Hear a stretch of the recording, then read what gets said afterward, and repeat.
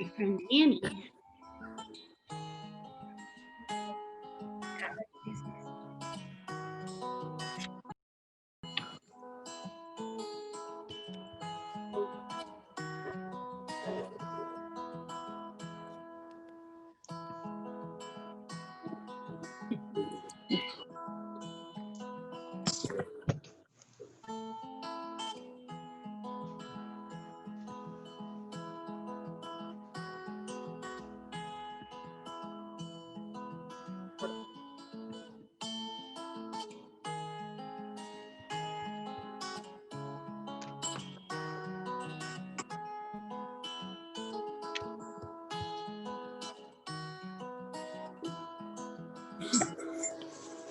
I love that picture of the hat.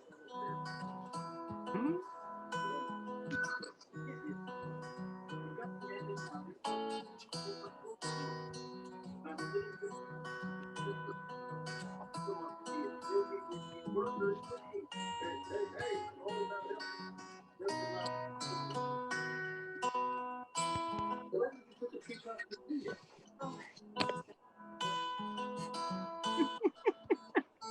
Joyce, we're getting some background noise from your microphone. So are you okay if I just mute you for now? Or can Well, sure. I'm sorry. I don't hear anything. Oh, you're all good. My computer was doing it the other day too. Yeah. Andy. Grandma, hi Joel. Hello.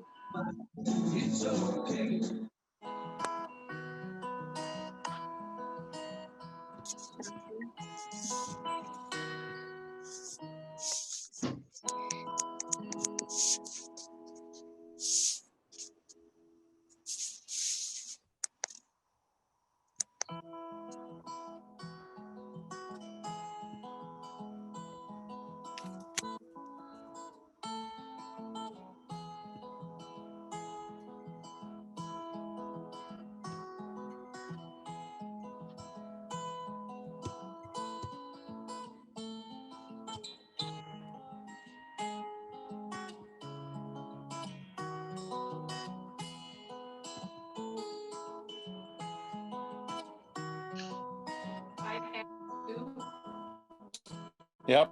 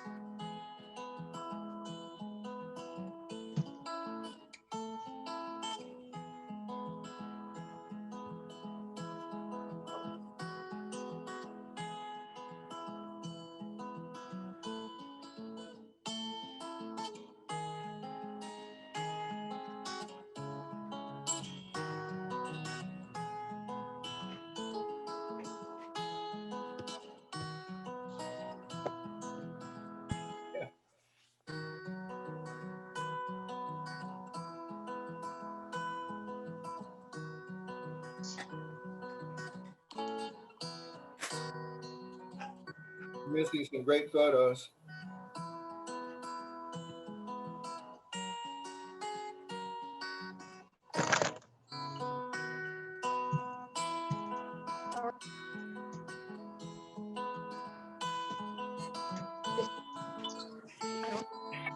This is what's happening. Go to Facebook. This is what's happening. This is what.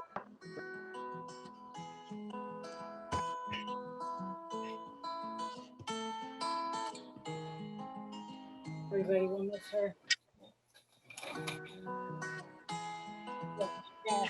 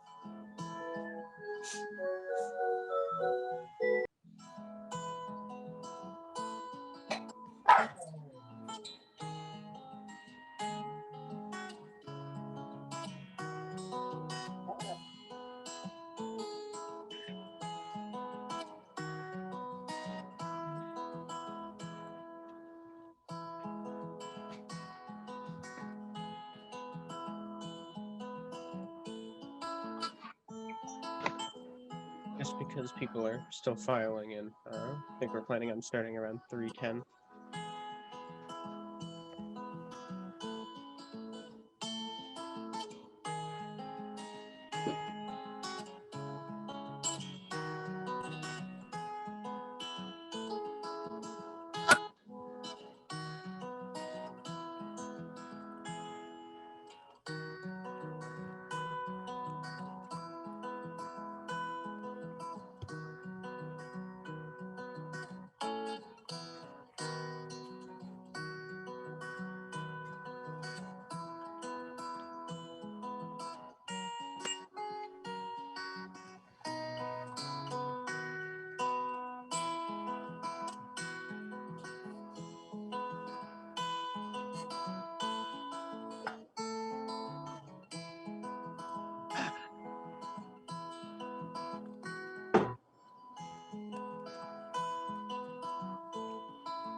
Aww.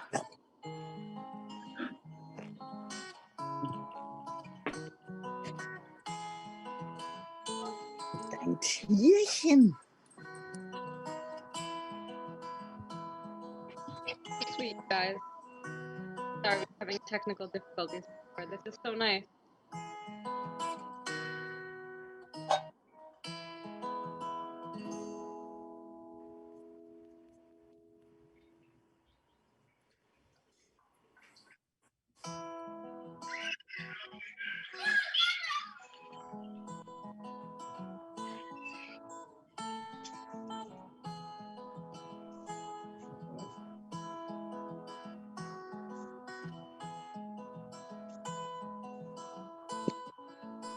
Right.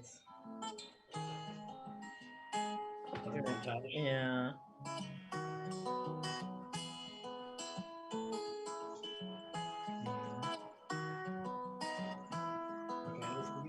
What's that?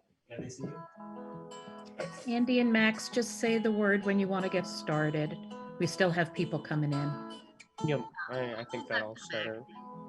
Yep, I'll be the first one speaking, and I'll start around 3:10, I think.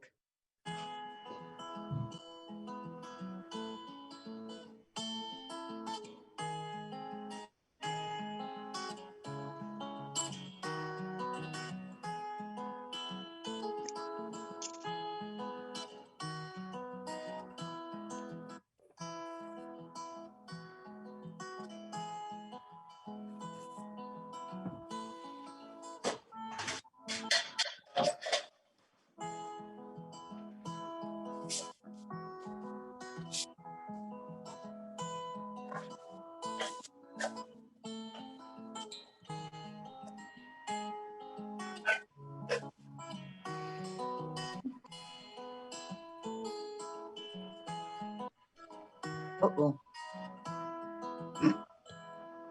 Which would have been. Okay, nobody needs to see this.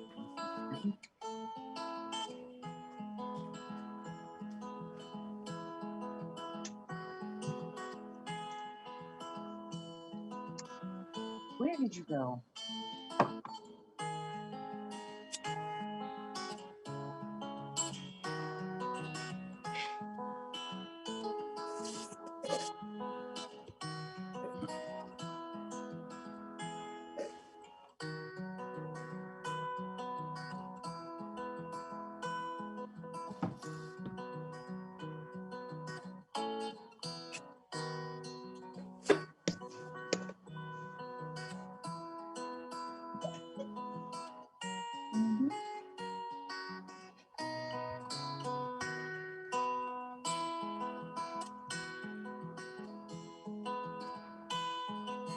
I don't know what's wrong with this Zoom meeting. Every time I try to watch it in full screen, my screen goes.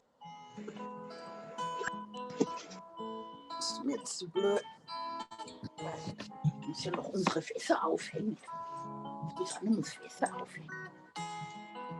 A general reminder: mute as you come in. Sorry if you're having technical difficulties.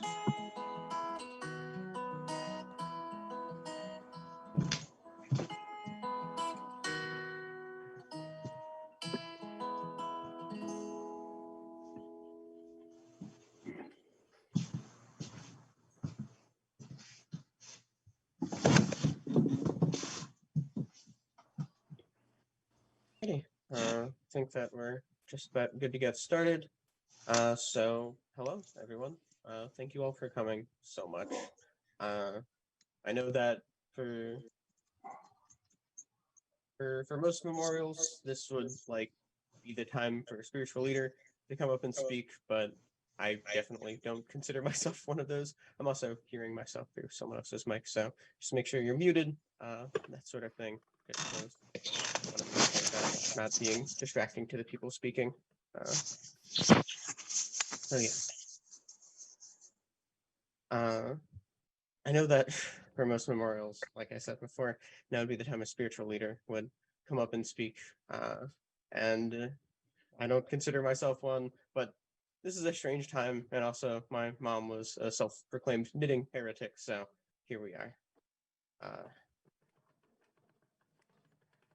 I'm still trying to figure out how I feel about everything that's happened, right?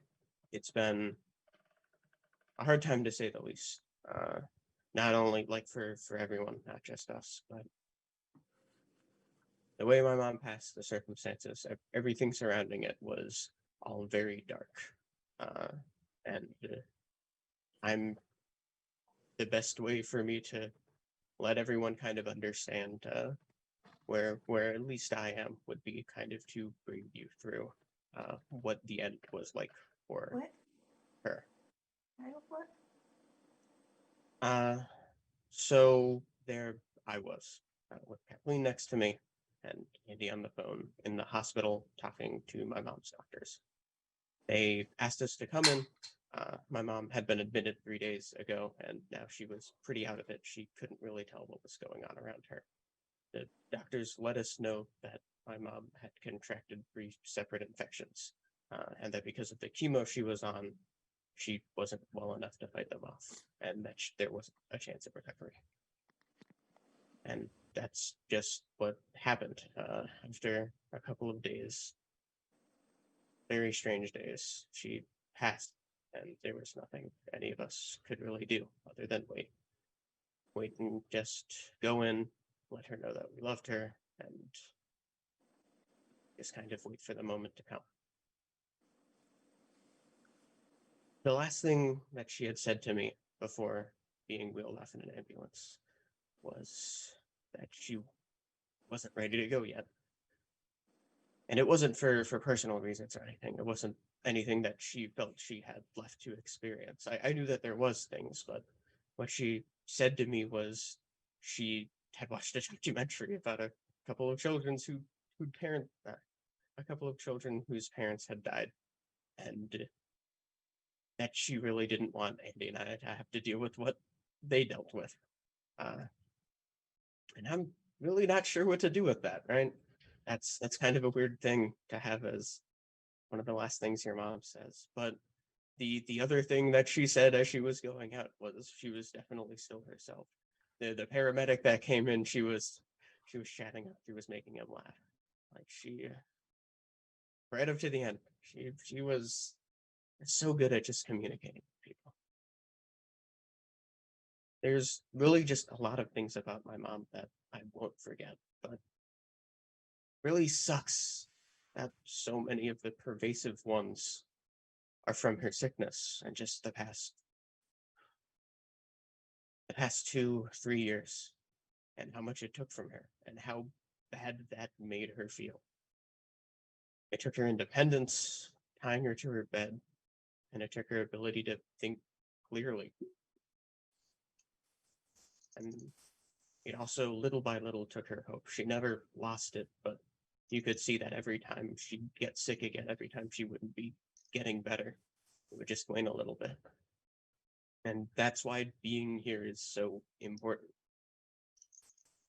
It's to help her be remembered and defined how she'd want to be, not by the circumstances that she happened to be in at the end, not by some random chance, but by the things she had choices on, by the things she was able to, the people she met, the people she chose to be friends with, and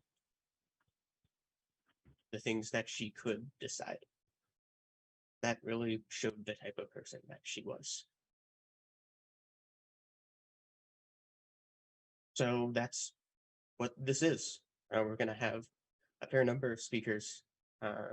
Just right off the bat, some people that Andy and I got in contact with that we know, and we, close friends, that sort of thing, to just kind of help share stories about mom and let us come together and remember her and how she'd want to be remembered instead of where circumstances put her in the end. Yeah. I think if you're ready, Andy, you're good to talk.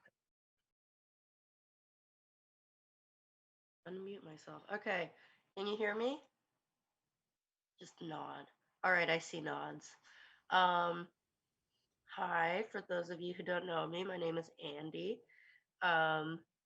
My mom was Annie Modisette, who we are all gathered here today virtually to talk about. Kind of like Max, I still don't 100% know how I feel about everything, but I mean, just like when my dad passed, there's obviously the sense of like,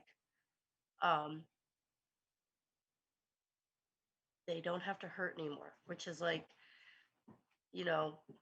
there's nothing you'd ever want somebody you love to go through. And especially when you're watching them go through it and you're trying to like keep your own hope up and everything, it can just be really hard. So I just feel like she's not necessarily here anymore, but she's also not necessarily like hurting, and I still feel her so much within me. And I'm so basically just it really sucks that the last 2 years she could hardly move around and stuff, but I'm really grateful that I was able to be there with her, because my mom and I didn't always have the best relationship, especially the last 10 years or so had been kind of on and off. Um, I would go through things, she would go through things, we didn't communicate so well. And I graduated college in 2018 and I went to Alaska and I figured I was just gonna like find a job there or something and stay there. And I got a call from her while I was on a date about 3 weeks into my time being there. And she basically said to me, like, I'm really sorry, honey, but like, I need you to come home and take care of us. I have cancer, I have stage 4 cancer that I haven't been telling you about, and your dad keeps having heart attacks, and we don't know what to do. Um, so I packed up and I came home, um, and I have never regretted that decision. And especially when I had just come home and I still had friends who were graduating with me who were like, I'd see them go out and get jobs and stuff. And sometimes we'd call and they'd be like, oh, it's okay. You're still in the same place. And I'd be like, yeah, I know it's okay. Like, I know that some people don't necessarily view what I'm doing as like a real job, but like, this isn't anything I would ever want to do anything else with my time. Like, I don't know how long I'm going to be around these people. And I can't imagine a life without them because they've been there all of my life and they've always been like my best friends. Sorry, who was that? I thought I heard somebody. Anyway, um, yeah, I was, stressing about writing something up and everything beforehand, but I was like, you know what, I'm just gonna like put on this dress that my mom bought me that she said I look good in, and I'm just gonna try to come out here and like be confident and be like, hey, thank you all for caring about her. Like thank you all for being here. Thank you all for What not are you doing? forgetting about her these last few years. I think that's Judy. I have muted you, Judy. Maybe not. But anyway, um, yeah, sometimes life hands you just a big plate of bowl. And my mom was still the kind of person who was like, we're so lucky to have what we had. And I'm really grateful for that. I try to look at this book that she left us every couple days. It's actually the last book that she made before she left. Everybody knows she wrote books, but she also really loved to do these little snapfish books. So she made a book right after Dad passed and before she passed called Lucky Us. And it's just some of her favorite pictures of the family. And, it's just like a reminder that it's like, you know, they didn't necessarily have the longest time together. We didn't necessarily have like the richest life. We didn't necessarily always get everything we wanted, but we still had like so much happiness and so much creativity and laughter in our life and in our childhood that I can't speak for Max, but I know that I'm really grateful for how I see my parents in the person I am sometimes, especially when it comes out in me making somebody laugh or making somebody feel good about themselves. And I remember that's a thing I directly learned from one of my parents. And I'm like, so glad to be their kid. So to wrap up my little thing, I'm going to play for you guys a little snippet of radio from 1992. So our amazing family friend London, one of my mom's really good friends, she found this radio snippet last night that actually is the reason me and my brother are here at all because my mom had, she wasn't really sure what she was doing with her life. My dad wasn't really sure what he was doing with his life, but they both knew they loved listening to the radio. And she called in and he heard her and he ended up writing a letter to the station like, I know you can't give me this woman's address. I heard her on the radio. She seems amazing. Could you forward this letter to her? It's just like a card or whatever. And, 9 months later, they were engaged. And sometimes that's how things go. My mom used to say, when you know, you know. And she really knew that she loved him and he really knew that he loved her. And even when you know, even when they were both incredibly sick with, by the way, couples cancer, you know, rare blood cancers that destroyed the same vertebra of their spines, kind of rare cancer stuff. They were still, you know, holding hands in bed and being like, telling each other weird jokes about history and making each other laugh. So, you know, just always so much love. And now we get to listen to the little snippet that my dad heard and at first was like, oh my God, I think I want to meet this person. I think this is a person I could love. And I think when you hear it, you will also be like, oh, wow, this she just sounds so much like her, you know? So I'm gonna share my screen now and we're all gonna just listen to a little bit of this, and then I will also post the clip in the event and on her page afterwards, so you can listen to the entire thing if you want, because it's about 20 minutes. So I'm not gonna play all of it, but I am gonna just play when, you know, the beginning and everything. So here we go. Let's go to Brooklyn. Hi, Annette. How are you? You're on the air. How old are you? 31. Okay, that was a good year. What are you doing for?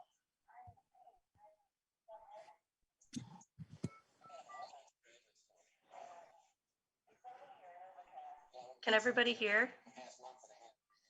No, nobody I can cannot hear. hear it very well. It's a little I quiet. can try sharing it, or I can try sharing it, Andy. Okay, yeah, let's start it around 41:30 if you can get there. Yeah, I Yeah, don't. I can get there. Sorry, guys. We just did this earlier, and I shared my screen, and it worked fine. So I don't know what's up. Sorry.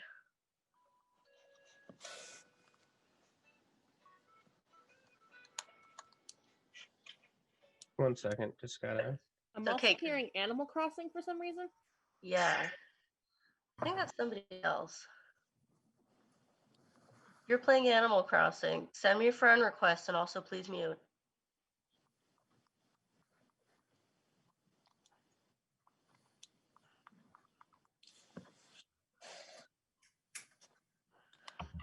Okay. You gonna give it a try, Maxie? Yeah, I'm trying. It's not sharing what I want it to. Sorry. Sorry about this, everyone. I'm trying to get it to share for a certain program, but it's decided it doesn't want to. Mom loved Okay. live theater. This is what it's like. Yeah. All right, is this working? Can people see? Can see it, yes. I see Mom on air. I'm on air. Cool. 31. Okay, that was a good year, as I recall. And Nice, it's working. I'm just out of graduate school. I'm an assistant designer. we get them at all points of graduate school here, don't we? Yeah. It's rainy here and overcast. Yeah, that's here too for the past month and a half or so. Do you know, Annette, the first presidential couple to share the room? Oh God, I was going to say Truman. I want to play your quiz so bad. Yeah, you I do. would say any couple. I worked for your quiz for 3 years. Really? If I beg hard enough and I don't know the right answer, can I play? You know, I can't do that. If you were to say the Fords, for example, Yeah. then I might let you play. That's the Ford? Yeah. Is that right? What did you say? Did I say the Ford? That's right, the Fords. Fords were the right. Yeah.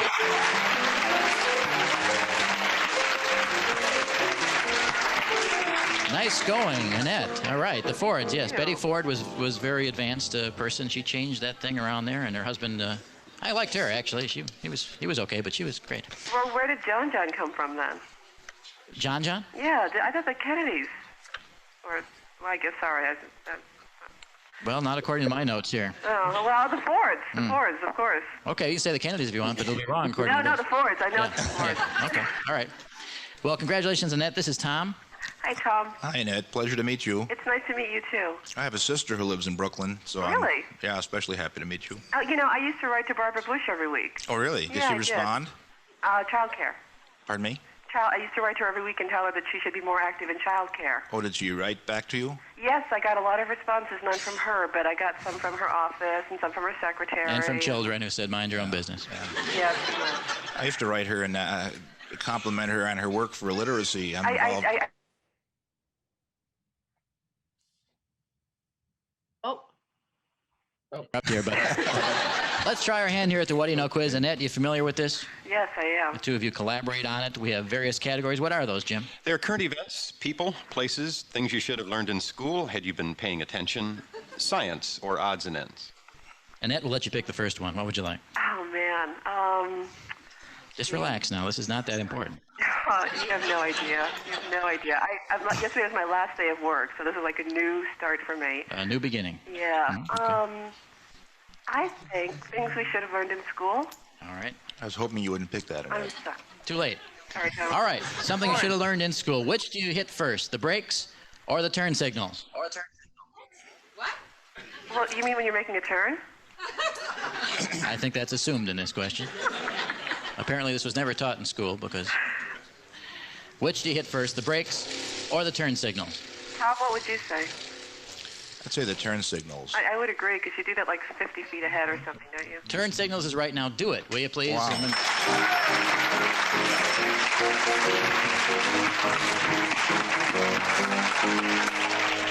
Some people use... Is that good for it, Andy? Yes. Ooh. Yes, you can hear me. Oh my gosh, sorry, I thought I was muted. But yeah, I think that's great. Thank you, Max. That's also where I was like planning to stop it. It's just after her like actual first right answer, because he just gave her the first one. But yeah, I love that, and I'm so grateful for London finding it. And the only thing that would make it better is if somehow they could hear it, but it's all right because they already heard it once, and now we all get to hear it. So yeah, I'm gonna go ahead and pass off the, speaking microphone to my Aunt Gail. If she's ready. You feeling ready, Gail? Is my mic on? Yep. You hear me? Yep. Okay. I wrote a few notes to remember, and it was a good timing to ramp things up the way you did, even if we didn't hear everything. I wanted to say that my brother's adult life, for the most part, really began in the middle of his life. It was just when he was in his, I think he was 31 at the time, when he was working in, public television in Burlington, Vermont, at a job he really liked, in a place he really enjoyed being in, and was just on the brink of purchasing an old stone house that he looked forward to working on. And just the night before the closing on the house, when he had everything out of where he had been renting a place, and it was just him and the cats, and being ready to move into the house, there was a meeting at work, and they said, well, we have to tell you that a decision was made. We are getting rid of our news department. That was my brother's department at the television station. So all of a sudden he was jobless and homeless. So he took the two cats and drove down to New York, and he was able to stay at my other brother's place in Queens, his apartment, where he started working on his resume. And while he would do that, he would have the local NPR station on. And that's when he was listening to the show called, I think it was called What Do You Know? And that's the one that you were playing before. So he heard what you heard. And it intrigued him because he also knew how to make jokes about living in Toledo, Ohio. My brother, before living in Burlington, Vermont, had a job for a couple of years, and he was really unhappy. He thought it would be a good job for him. The job itself was okay, but everybody was either married and just went home after work and didn't get involved with anyone else except their families. He was very lonely, and he didn't find that much to enjoy being single in the town. So that's how he ended up finding himself in the job in Burlington. And that was wonderful for him because it was such a more enjoyable place. He enjoyed also the work and looking forward to his first house. And that all went down the drain. And then he came down here and was listening to the radio, working on his resume. And lo and behold, he heard Annie during that radio show also make jokes about living in Toledo. I don't know what all the jokes were, but one of them was something like, what's the difference between Toledo and hell? People still go to hell. They don't go to Toledo. And hell was just over the border in the next state, in a town called Hell. So that was the big joke. And that also got him to really want to get to know her better. And what was especially odd to us when we heard about him writing a letter or a note to somebody or a card was that he didn't really remember to send us birthday cards, Mother's Day cards, holiday cards. Nobody got cards. Annie got a card at the, I think, Madison, Wisconsin location of the radio station. So then they sat on it for a couple of weeks because they were thinking, gee, what if he's an axe murderer or something? You know, this could be really a terrible thing for us to be a part of. This is terrible. But somebody stepped up and went, love conquers all, and forwarded it to Annie. And then Annie had to have the choice of whether or not to respond and converse with people to the point where whatever they said, she just decided to take a chance. And they discovered that although the radio station was in Madison, Wisconsin, he was in Queens and she was in Brooklyn, so they met in Manhattan. And over 2.5 hours of discussion and laughs, they decided each was each other's missing piece in life. And after that, we got to meet Annie, our family, and we had my parents and Richie and I and my brother Joel had never seen him that happy in life. He was always, even as a kid, he had a good sense of humor, but it was always so low key that it was not explosively happy or using a lot of expression of happiness. And this was the first time we saw that. So we were so thrilled. We were just so happy for him that when they decided maybe 6 weeks later they were living together. So I think it was the end of the year in '92. And then he moved in, I think in February, when I don't know, Annie had to go out of town for something and she had a cat, and I don't know if the cat already had kittens or was going to have kittens. So he was helping with that. And then he stayed along with the cats and the kittens. And then soon after that, they decided to get married 6 months later in August. So I don't know if you could see this picture. This is us with them on their wedding day at the at Rutgers University, where Annie, she did graduate work here, right, Liz? Yeah. And it was a really beautiful day and beautifully put together with people who really meant something to her in the way that she had hoped for. And it was really wonderful. And there we were that day. And yeah, so yeah, it made everybody happy. And oh, the hats. Yeah, she made the hats you see. Yeah, all the hats you see in this picture. There's the hats. She made them. Anyway, a lot of things were handmade that we saw that day inside the building we were in and everything. So those are, because of all the happiness she gave my brother, I was incredibly grateful to that she met him and that they were able to know to somehow get on a fast track in life together once they did connect, because they had no way of knowing how little time they would have together compared to other people. So there are things I never was that aware of before my brother introduced us to Annie. One of them might sound like not that much of a thing, but one was National Public Radio. Who knew? And even though it didn't have the impact on us that it had on them in the big way it did, it was something that gave me a lot of enjoyment and information in life, and is still a big part of it every day.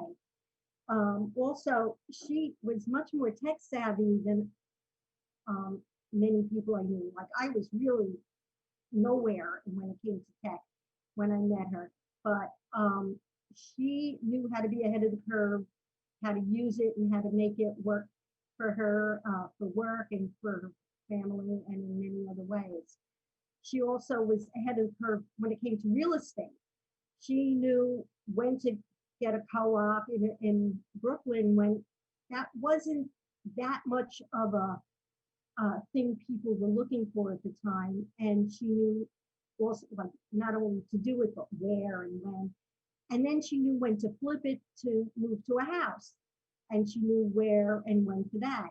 And then when she decided to move again, it was also in a beneficial way in time and place to end up in Minnesota. She also had the idea when most people I would have known in life would not have thought of it, to see her passion for knitting as a way for a profession that she could develop and succeed at in any way she could, either traveling or teaching or writing books or videos, whatever worked, and it worked for her and she knew how to do it. So she was amazing to me that way, and I'll always be impressed with remembering all of that. So here is a picture of the last time we were together. My son Gerard, my brother, my son Matthew was, he was actually married in judge's chambers 2.5 years before he got around to having a party for his friends in New Jersey a year ago in October. And Annie had had ups and downs with lymphoma and then some, yeah, and it was before the leukemia kicked in. And she was able to make the arrangements and use her energy to get there, which my mother especially was so grateful for. And you could see them holding hands in the picture. It was an event that meant a lot on a lot of levels to a lot of people. And I'm so appreciative of the fact that she had the time and space and health to the degree she did to be able to manage that event in the way that it brought everybody together. So, and of course, I'm so grateful to know Andy and Max, and it'll always be a special point in life to be reminded of my brother and your mother that way. So that's everything I think I had to say. I hope I didn't take up everybody else's time. Take it away. Thank you. Oh, that was perfect, Gail. Oh, thank you. Yeah.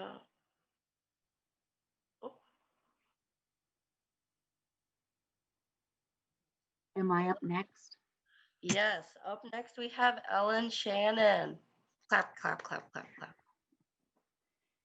Thank you, Andy. So, let me get a box out of my. So I met Annie, and had the good fortune to be her suite mate back in 1978. Met her on September 7th, the first day of school. And we were in a suite of 6 women. And Annie and I were a little not feeling quite like the others, although we enjoyed them, but they were very much into the sorority events. And so they were going through pre-rush, which sorority to join, and then they were going through the rush, and that was torturous, and then all of the cotillion sort of things afterwards. And Annie and I found ourselves alone in the suite a lot of the time because we weren't doing those things. And here I was at 18. I was from Rye, New York. Colorful stories there are toned down much more. I had never met anybody like Annie in my world before. And here was Annie, only 16 years old, 6 feet tall, her amazing red hair, which Andy and Max, so glad you have. But what was remarkable in spending those hour upon hours together was Annie's storytelling about all of these amazing people, of Wanda, Aunt Wanda, and brother Jimmy, and her mom, and her dad, who was a war photographer, and he looked just like Clark Gable. And I loved Gone with the Wind. And unfortunately, he came back really impacted by the war. And that was a part of Annie working so hard to get to college early at only 16. I think she skipped 2 grades to do that. But Annie would storytell in living color about all of these different people. And she would weave in her encyclopedic knowledge of history in her stories, as well as culture. Her knowledge was just so vast. And forever, nobody could match Annie's expressive face in everything. You knew what Annie was thinking. She had the best expressions ever through our life. I love them. Her, lift the right eyebrow, and all of that. And so she really opened up my world. It seemed like it made a lot of sense that she kept those loved ones with her.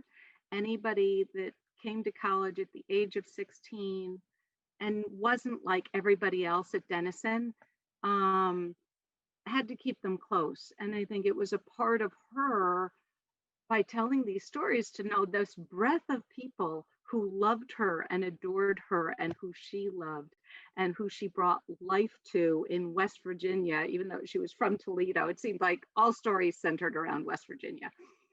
And so I just loved that. And that's when we first became friends. I left after my sophomore year, but Annie stayed. And in these last few days, getting to talk to some of the folks from the theater group that became her family there, it became really evident that the theater group down the hill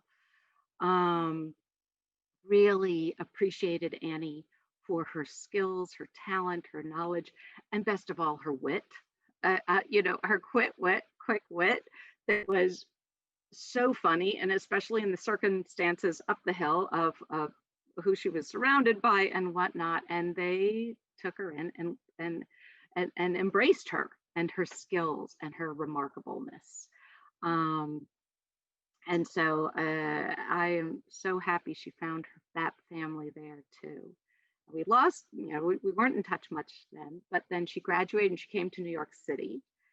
And in New York, she calls me one day and, Ellen, People's Express is having direct flights to London, and we've got to go. They're $149 each way, and neither of us had ever been abroad. And really, the London wave, the British wave had hit the village in New York. It was the culture, so cool. So I'm like, yeah, an Annie adventure, let's go. So we go, and that was December 16th, 1983. And we get on the plane, and on Saturday, we got on a plane Friday. On Saturday, Annie was all gung-ho to go to Harrods. And she's like, I'm like, a department store? She's like, yeah, because it's like theater. Every department is dressed up differently, and they sell things there we can bring back to people that you've never seen before, Ellen. And believe me, the windows they're going to outdo anything at Macy's or wherever. So I'm like, okay, this sounds great. It's all Christmassy in December. So we get up early and we go. We must have not had breakfast, and like, I'm thinking, oh, I'm really hungry. We're 2 blocks to Harrods, haven't eaten. But leave it to Annie. Annie's like, I'm hungry. Let's stop at this cafe. So we stop at a cafe, and we were sitting there, I don't know, about 10 minutes. Annie is going through her how we're having tea and crumpets in London routine. And all of a sudden, this huge explosion goes off. And it was Harrods. A car bomb had gone off. And people were running in the street, and we were trying to figure out what was going on. And it turned out 90 people were injured and 6 people died. And it kind of took our youthful exuberance down several notches. But I think back to had Annie not spoken up, and this is something through her life, Annie spoke up. If she hadn't said, yeah, I'm hungry, let's stop now, we're going to stop now, we could have been there. And the beautiful life that she led, the beautiful children she had, meeting Jerry in this great story that you just told, and the whole knitting community that she influenced and taught, all of that could have, that whole thing could have changed. So I'm forever grateful for Annie speaking up, and that voice she had, and it wasn't always easy. But that trip, it was going into it, it was quite a lot of Charles Dickens and history, Shakespeare, mixed with David Bowie and Grace Jones aesthetic and Culture Club. And she still, even though we went through that, she kept up that spirit of the trip and took, this is where she took this picture. I hope I still have it here. Okay, I'm gonna see. Oh, what? No, let's switch to a recipe. Anyway, I'm not gonna do it, but it's on the Facebook. She just had us out posing one day. And she was so remarkable. So I'm going to move on to a story in New York. We got back to New York. Annie's working at Time Magazine, and she's getting transferred to Texas. And she was so worried about moving to Texas. She was worried that, again, she wouldn't look like people there. Her fair skin, she was going to be getting sunburned. I think she was worried she'd have a lot of downtime. And we're on my couch in New York. And she's like, can you teach me to knit? And I'm like, sure, And so I show her how to cast on, and I show her the knit stitch. I don't think I showed her the purl. I really thought that was going to be way too much. Annie, go to Texas, and in a few weeks, once you knit up some of these things, and then we'll cover the purl stitch. So, and of course, I wholly underestimated Annie, because she gets down there and she's like, oh yeah, so I'm doing this, and I found this great tapestry pattern to knit a sweater. I'm like, no, Annie, you can't do a sweater. That sweaters have arms. Like you can't, no, that's really complicated. You have to sew arms on, you have to learn how to do them, you have to do cuffs. No, a scarf, stick with scarves. So she's like, no, I think I've got this. I think I'm okay. And like within a few months of learning the knit stitch, Annie had self-taught herself and had produced the tapestry sweater that was amazing, and was already moving on to doing up patterns and sending them to Vogue, which was so far beyond anything I imagined. And just so everybody knows, to this day, I'm still working on a scarf that doesn't look like a voluptuous woman, with the wide at the top, narrow at the waist, and big hips. That's my knitting show. So, but Annie, just like everything in life, she could take it and just go, warp speed ahead in creating beauty, absolute beauty. So let me just, I have my last Annie story is I moved to Portland, Oregon, and she was in Texas. Anyway, we fell out of touch for a lot of years, years before the NPR event of What Do You Know? And in about 2004, I'm back in New York, and I've just had a child, and I think I had a dream and about Annie, and I'm like, I've got to get back in touch with Annie. I've got to find how did that happen and everything. So I you know, stalk her down and call her, and to hear as soon as I talked to her, her voice was different, and it was like thinking she was in her Zen place.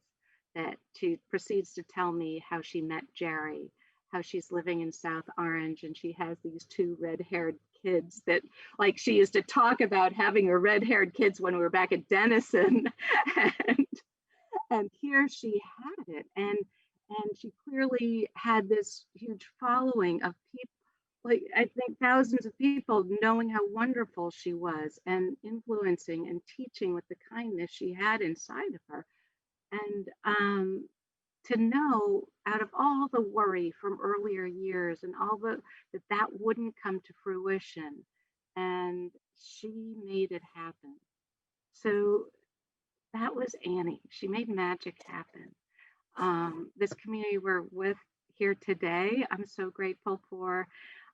Andy and Max, you're just the best. Anytime she talked about you, she just had this calm in her voice, this pride. And Jerry and Kathleen and Layla and everybody, you just brought so much joy to Annie's life. And I just love that she had so many people that loved her so much.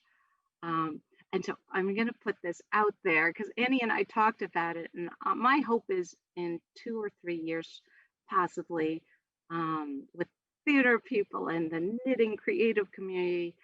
I thought the History on 2 Needles is so perfect for a museum to do as a show, and let Annie's light shine and be inspiration for more people coming through and understand her life and the beauty that she knit and how she thought of knitting the many different things she did learn to knit. So thanks everybody here.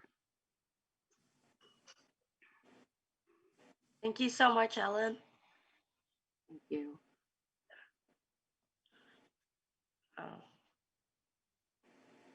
Yeah, I think up next we're gonna have the O'Learys. So Liz and Brian, either separate or together, and maybe some of the kiddos, not sure. But yeah, if I didn't say this already, it's a Zoom memorial, as you might know. So it's gonna be long, and you can come and go as you need. Like, it's gonna be recorded.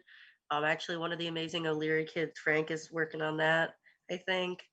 And yeah, so just, make yourself comfortable. This is about holding a space to remember her, outside of just those last couple of years. So yeah, I'm gonna pass the mic over to Brian. Thanks, Sandy. So when I was trying to think about what to say, I came up with 4 words that really characterized Annie as at least as I knew her, and I think as we knew her as a family. The first of which was memorable. I think about it, I imagine everyone here today can talk about the first time they met Annie.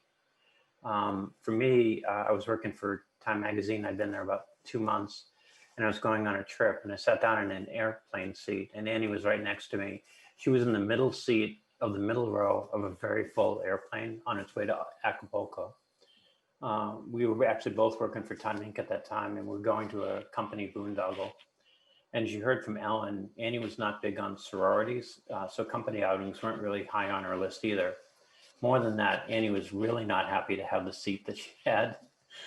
So I offered to switch, and she looked at me as if I was crazy. She had this look in her face that says, "Who would give up an aisle seat for someone?"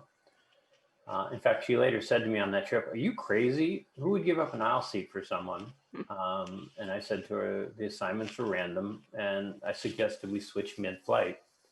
But we wound up talking so much that we almost forgot to do that. The only thing that saved me was that she had to get up to go to the restroom. And when she came back, I'd moved over a seat. By the time we got to Mexico, she knew everything about me. Not that there was that much to know, and we remained friends for another 37 years. She lived with us in New Jersey so that she could qualify for resident tuition at Rutgers. Please don't tell Rutgers. And at the mall, and there were lots of malls in New Jersey, she always claimed our redheaded kids were hers until she had redheaded kids of her own. And then she kind of just dropped that like a hot potato. So that was memorable. The second word is fierce. If you know Annie, you know she had opinions, but they weren't just a bunch of biases that she cooked up in some dark kitchen. They were hard won and sometimes very hard fought. Also, when you crossed one of her dividing lines, you knew it. You know, there would be dark clouds rolling in her eyes, and she'd tell you everything you needed to know about that in one long sentence.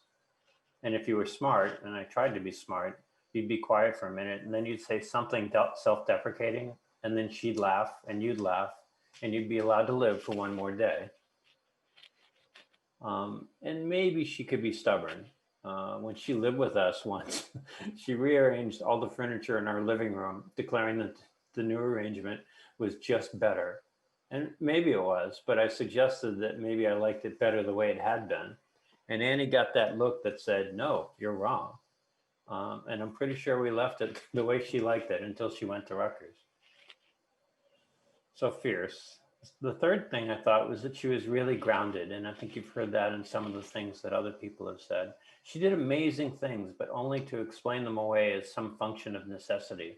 You know, as Gail conveyed, she launched her own web presence, pioneering ways to show her work that companies with much bigger budgets, in fact, budgets, could only envy. You talk to her about it and she'd say, yeah, no big whoop. She'd remember people who had it much worse, who taught her that at least she had a bike.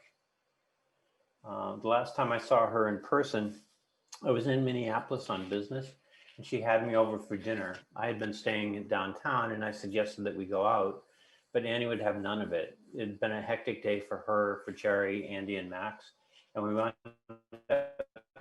eating Chinese takeout. And Annie had me play Max on the Wii. I don't know if Max would remember this.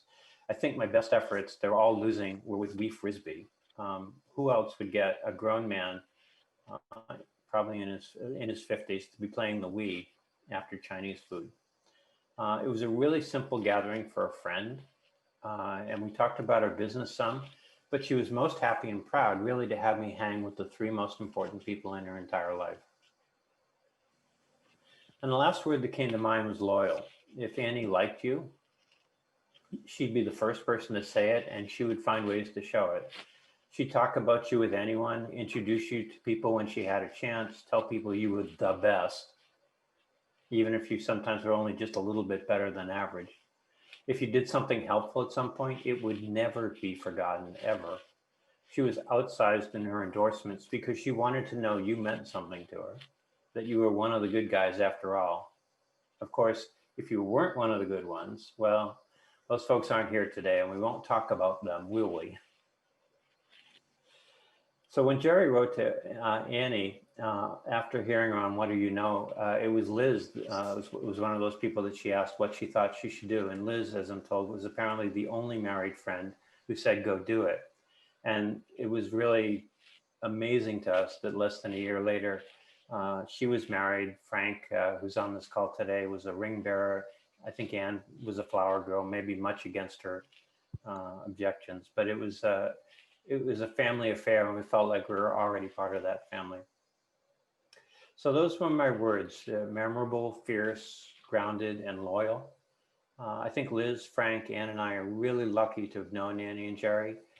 Their time was too short, but if there was anyone who made even a short time the right amount of time, Annie and Jerry were the people who showed us how.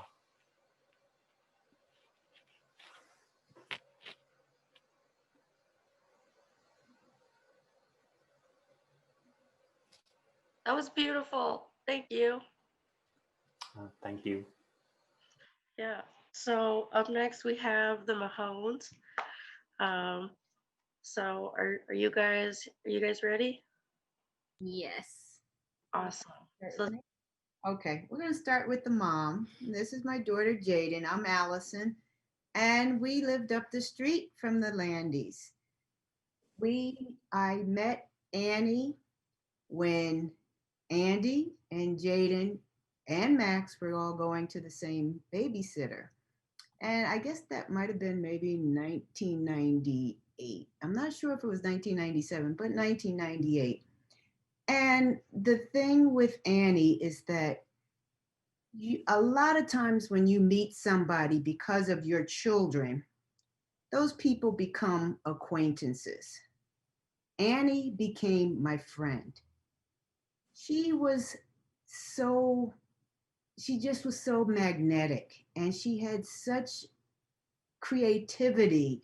And yes, she definitely spoke her mind.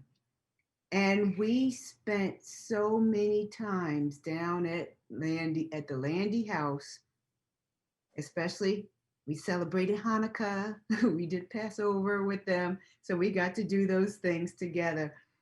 And the thing is that regardless of how busy our lives were, he helped me to take it down a notch. We spent so much, I never took time to just sit down, have a hot cup of tea, just relax and talk. And everything, we weren't talking about technology at that point. You didn't really have to worry about phones and everything. But it was just so enjoyable to be able to sit down, have a conversation, have a cup of tea, have Butkus and Atticus come around. And because we didn't have a dog or anything, the most we got was a hamster and a gerbil.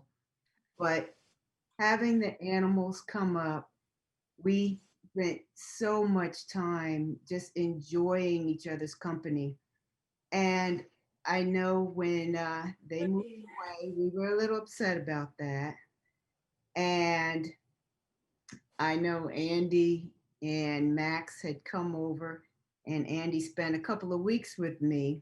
Jerry was having some, I guess, the bone marrow transplants and things like that going on. And it just never occurred to me that that was anything different than what we would do for each other. Annie needed the help, making sure that Max and Andy had something that would just help them feel normal and not stressed out by the situation. So, matter of fact, Andy, Tony still has that car that you came when we went and bought that car. And I just really feel bad that I did not get out to Minneapolis, out to St. Paul before things just went south. I was so hurt when Jaden showed me, because I'm not a Facebook person, when Jaden showed me that she had passed, and I kept saying, I needed to go out there. I needed to see her. I needed to see her. And all it did was teach me, when you have that thought in your mind, you need to act on it, because nothing is promised to you. I really miss her, even though I didn't get a chance to see her. I think possibly the last time I saw her might have been in December of 2012. And I think you said she was out on the porch, and I didn't know she was even coming.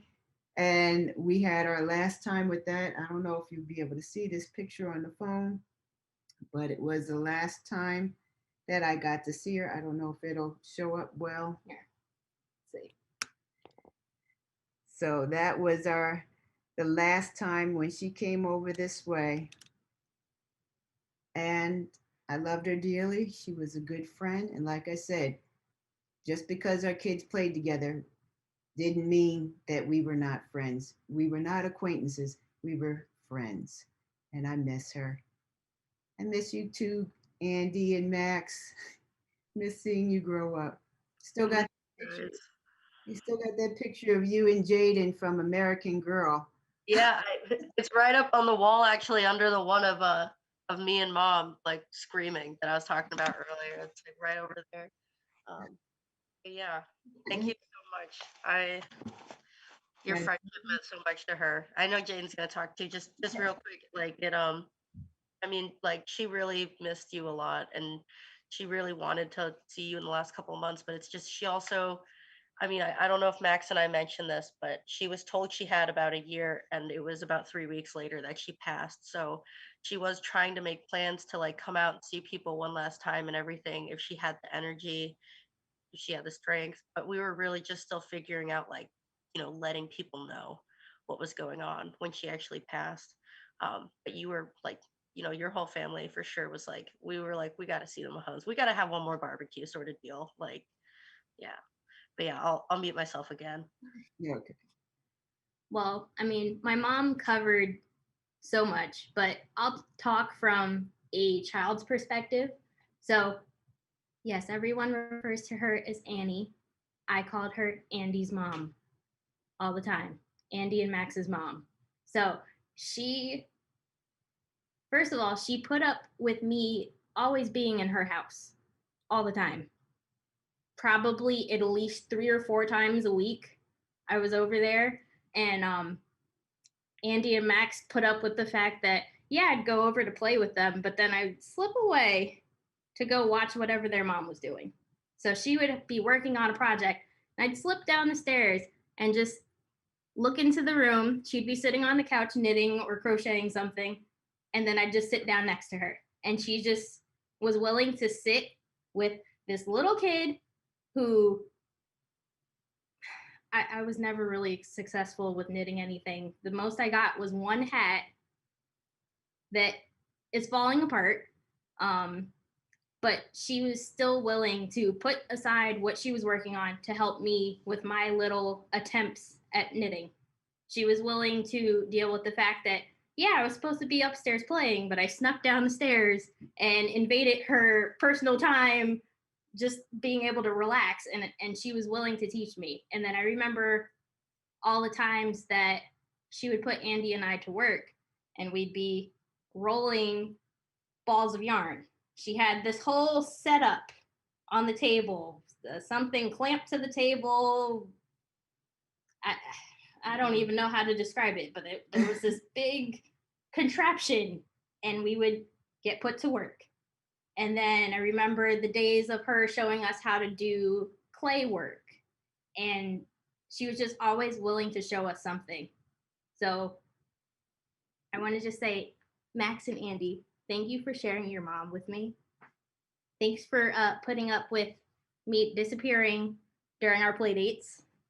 And yeah, she definitely has a special place in my heart. I wish like my mom said, I wish we got out there to see her.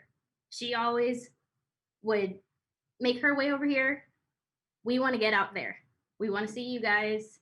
We wish we got there before all the craziness happened, but yeah, we love her. We will always love her. And we keep thinking about her.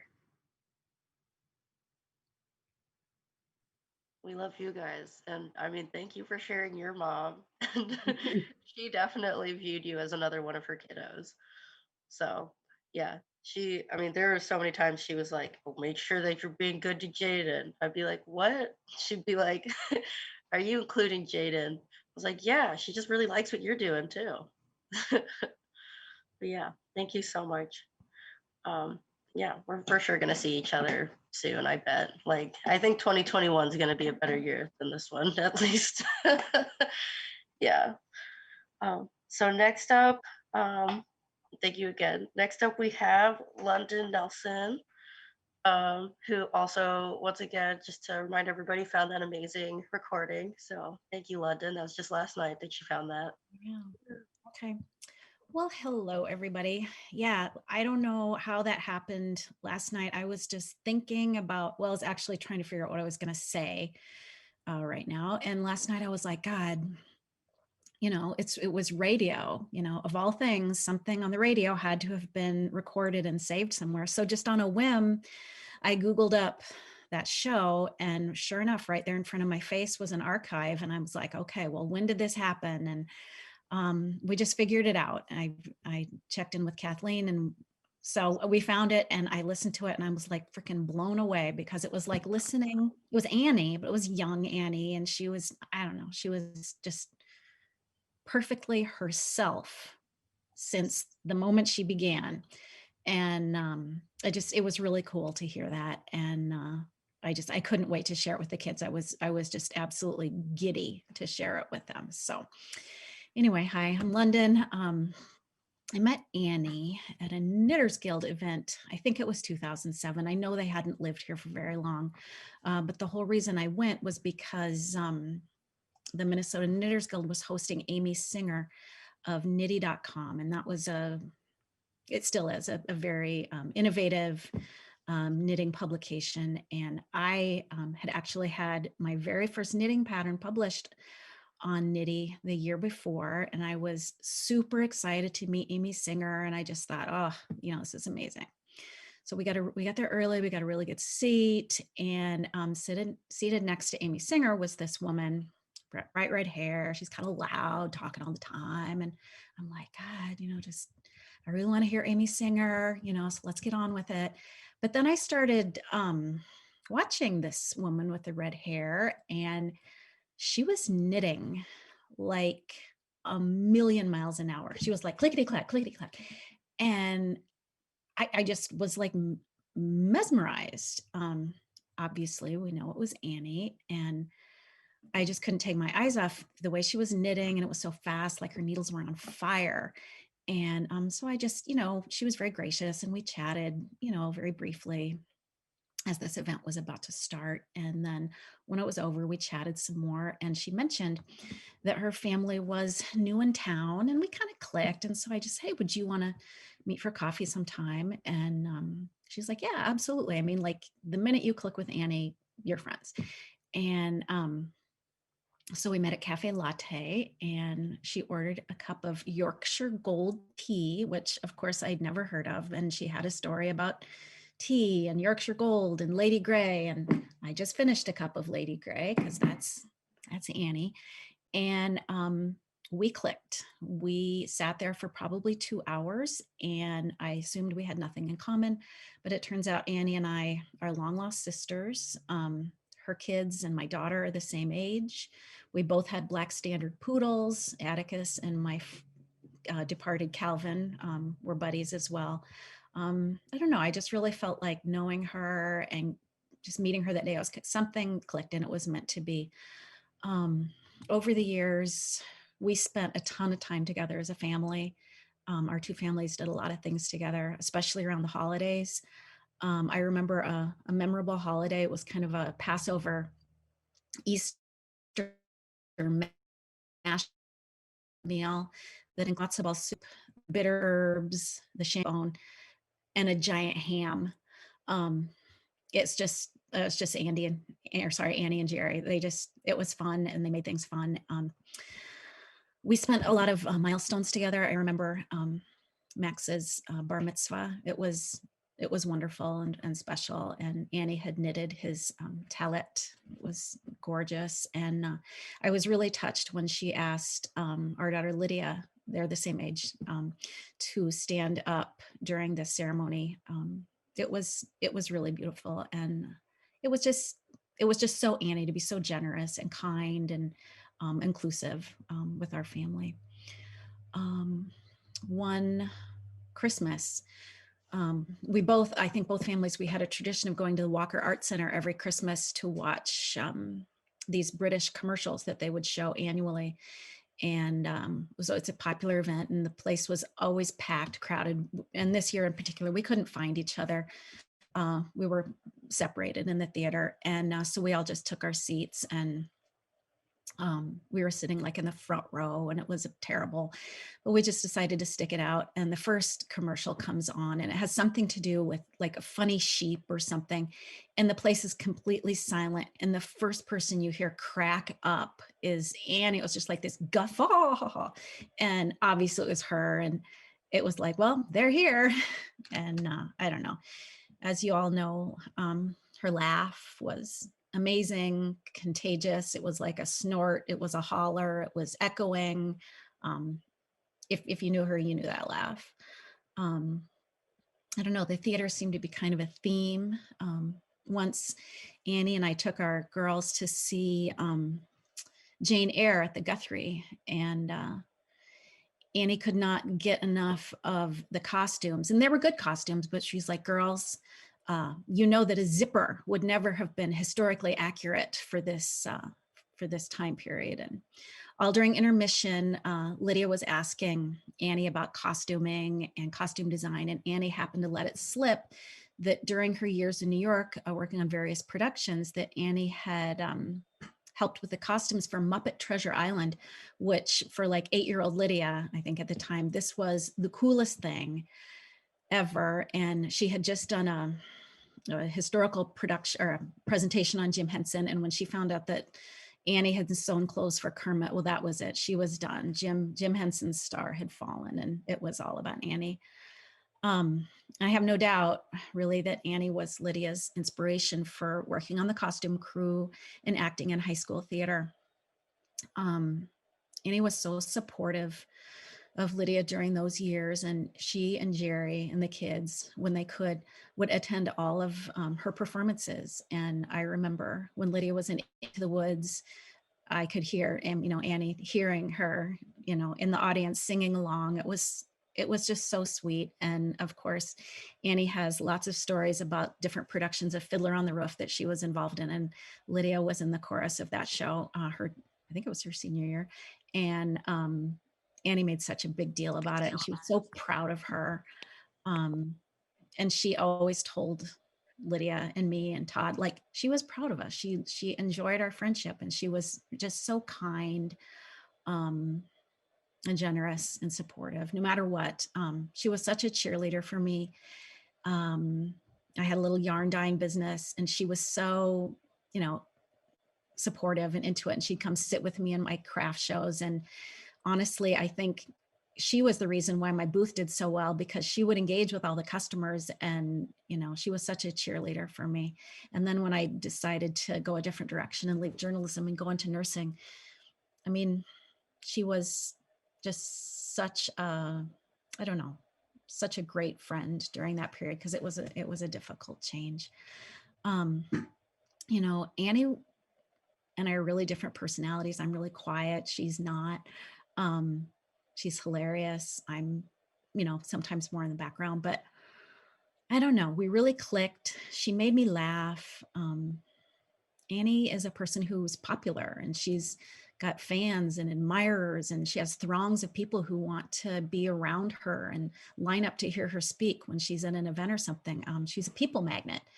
And, I suppose I was kind of fangirl as well, but in a different way.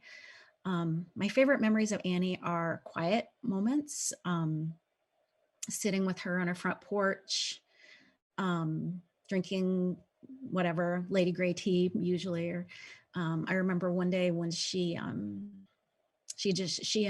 Andy had just shaved her head, and I was coming over with some cold drinks because I knew that it was hot in summer, and I drove up and I looked on the porch, and there she was, and I'm like, Jesus, Annie, I saw you there. And I was like, who's this bald guy on your porch? And she's like, ha ha ha. She thought it was the funniest thing. And we would just sit and shoot the shit and laugh, and, just quiet times, sharing our hopes and dreams over a cup of tea. That's my Annie.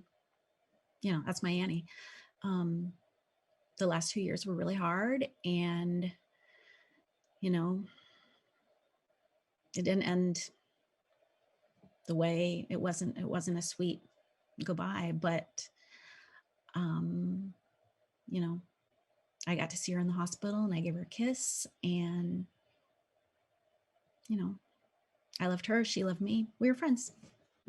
And I'll never stop thinking about her, because she was important to me. So thank you, Andy. Thank you, Max, for including me in this. And yeah, thank you. I'm done.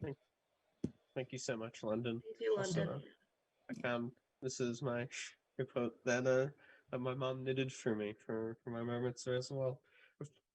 So, Yeah, we still have the talit somewhere. I think we have photos of Yeah. like our families together at the bar mitzvah.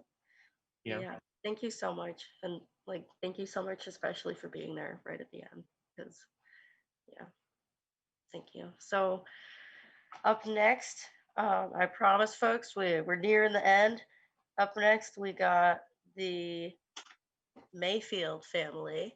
I believe Robin will be speaking. Yep, there we go, in her beautiful library. I will mute. Say, Andy, before I go into my little thing, I really want to thank you as Annie's friend for all that you did for her. You were amazing. You were amazing from the moment you came back from Alaska. You just took charge and you did everything. And I think all of your mom's friends really, really appreciate that and honor you for everything you did. So thank you, Andy. I was talking to my husband, Jack, who's watching this. He's on too, but I asked him what his first memory of Annie was. Of all of the folks that have spoken, we are the most recent friends. I don't know how long ago it was, 8-10 years ago that we met Annie. And Jack and I were on a knitting tour to Italy. And we rode from the airport to our first hotel in Frascati, Italy. And when we got to the hotel, we each went to our own rooms. And when it was time to go out for drink and dinner, Jack and I said, let's ask that Annie if she wants to go with us. So we knocked on her hotel room door and she was in her pajamas already. And we said, do you want to go out with us? And she says, sure, come on in while I get changed. Very awkward moment for somebody that you just literally met a couple hours ago. And we all looked at each other and she said, maybe that's not a good idea. So we stood in the hallway and waited for her to change her clothes. Like everybody else that spoke, Annie truly was a person that the moment you met her, you knew you were going to be a lifelong friend with her. But I have one thing that someone said one time to me that I think is really important for us to remember. And that was, be the things you loved most about the people who are gone. So while everyone else was speaking, I've been writing down some of the words that you spoke about Annie. And I think we should all remember those because we should all strive to be more like Annie. And the words I wrote down were obviously love for her children, her humor and her quick wit. She was unique. She was remarkable. She wasn't afraid to speak up. She made magic happen. She was memorable. She was fierce. She was grounded and she was loyal. She was supportive, a cheerleader. She let you know you meant something to her. Those are all qualities that were Annie Modesitt, and I think we all need to strive to be more like her. And that's all I have. Thanks. Thank you so much, Robin. Or as my mom would have called you, Hoosie. Yeah. So last but definitely not least, we have a woman who Max and I essentially call our aunt, Kathleen. You ready, Kathleen? Oh, you're muted. Cannot hear you. There. You're muted. Okay. Am I unmuted now? Yep. Yes. You're good now now. I will. All right. Well, hi everybody. I'm Kathleen. I was Annie's business partner. I met Annie back in, I think, 2008 when my friend Karen Ryan and I took a class from her at Shepherd's Harvest. Shepherd's Harvest is here in Minnesota. It's our local fiber festival that's just a little bit west of here in Lake Elmo.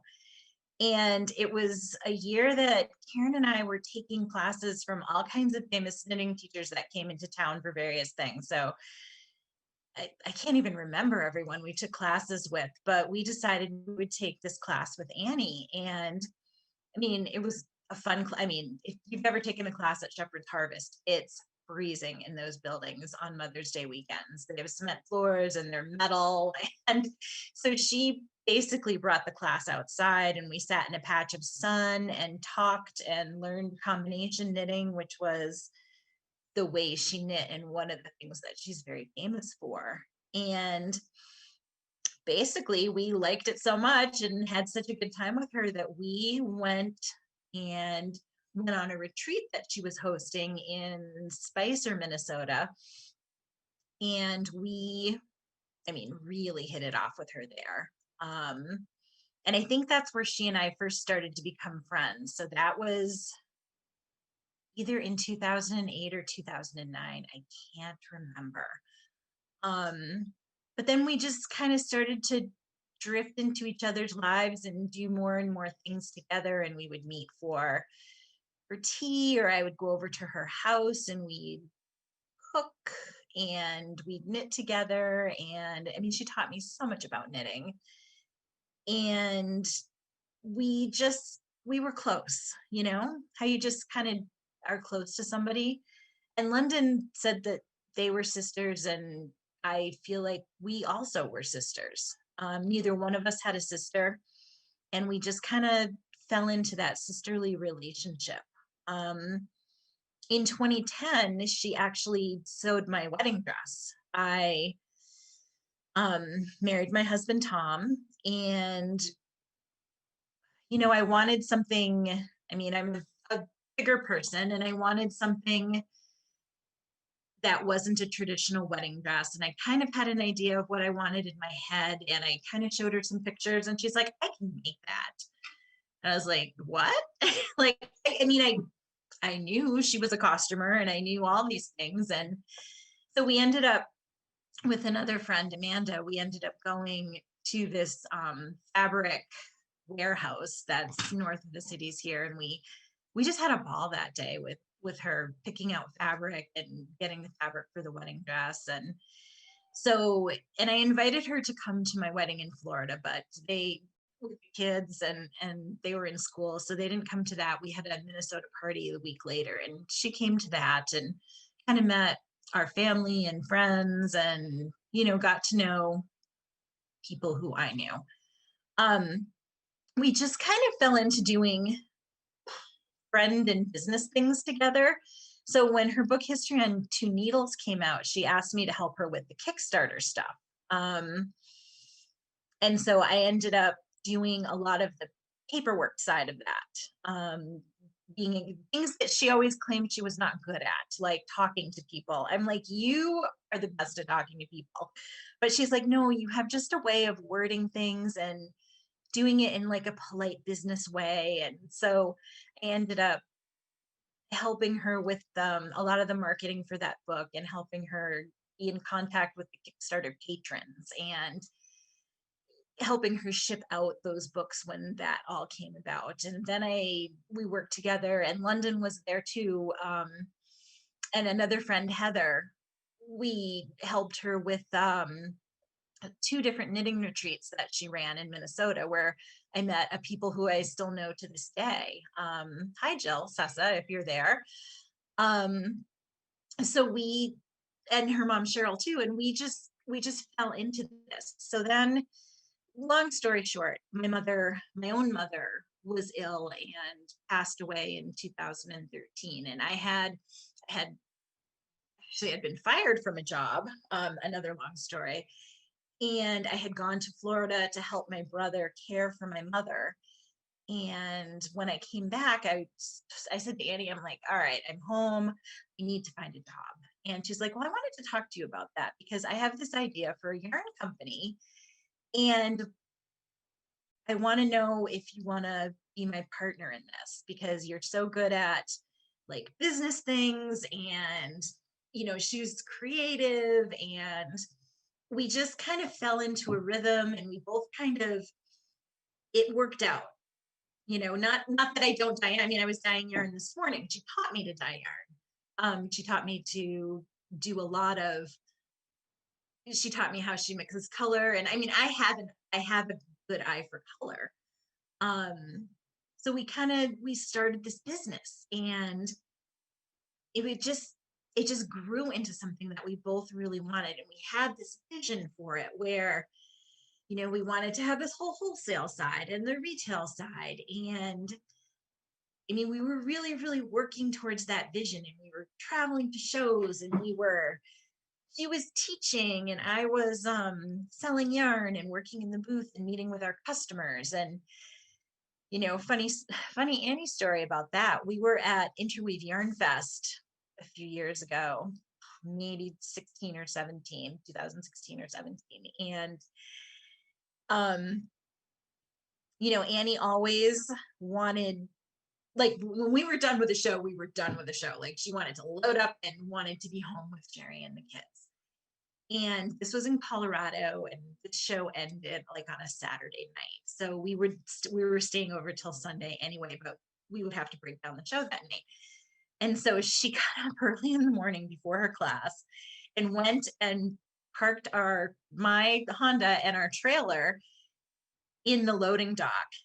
And right before the show starts, I hear over the loudspeaker, if anyone is parked in the loading dock, they need to move their vehicles right now because you're going to be towed.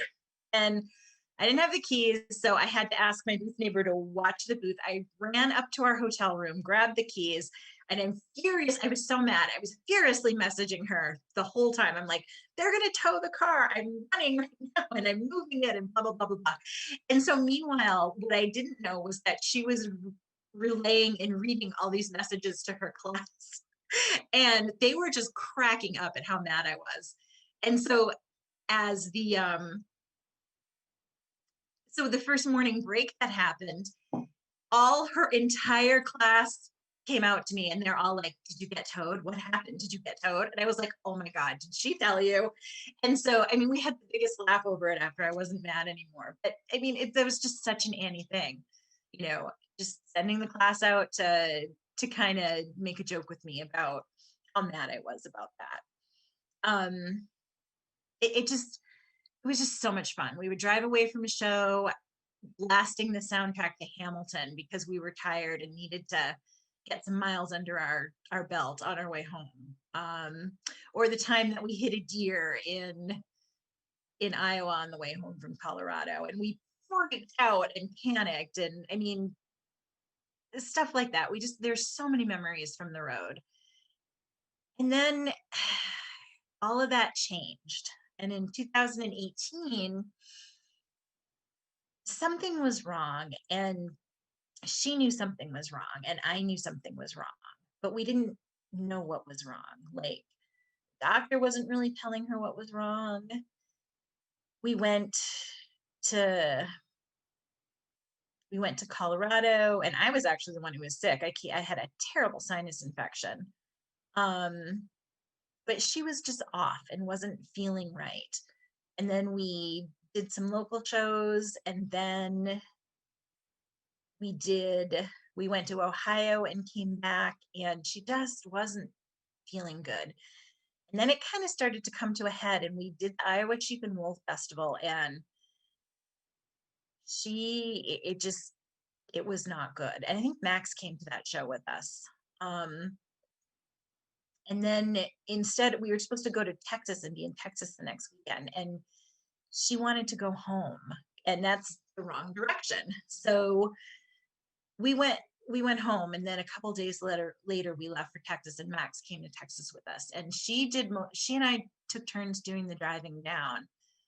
But in Texas, her teaching was off, and she cried. She actually was in so much pain that she cried in front of her class. And that was so not Annie. And Max and I knew something was really wrong. And we came home. I did like 90% of the driving home because her back was still bothering her. And then in July of 2018 was when she got her diagnosis with the lymphoma. And I'll never forget that. She messaged me, because we messaged all day long, every day over Messenger, business stuff and funny stuff and, cooking stuff and baking stuff. And she just said, I have cancer. And I didn't know where she was. And so I was like, okay, I'm going to come over there. But I thought she was home. So I went to the house, which was probably a good thing because Jasper needed to be let out. And so then I'm like, where are you? And she told me where she was at St. John's. And I went up there, and I think I sat with her that day until into the night. And Jerry was shell shocked. And she and I did a lot of talking from the time of that diagnosis up until right before she passed away. And, you know, it's probably, I'm going to cry. It's probably one of the great privileges of my life to be her friend at the end.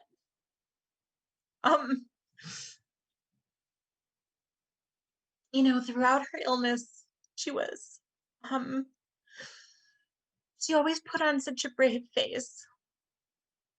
But with me, and I'm sure with London, and I'm sure with Robin and Andy and a few others, she let me know, or let us know, how she was really feeling. And she was so upbeat, and she honestly felt like she was the luckiest person in the world.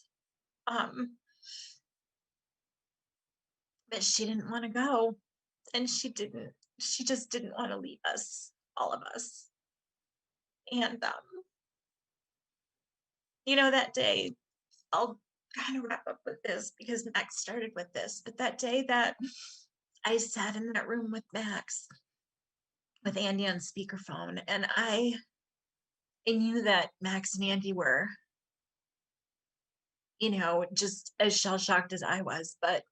And I said to the doc, you know, they sit and they tell you this thing and they tell you that thing. And finally I looked at one of the doctors and I'm like, so what you're saying is that you want to put her in hospice, right? Like, I had to cut through, I had to be Annie and cut right to it.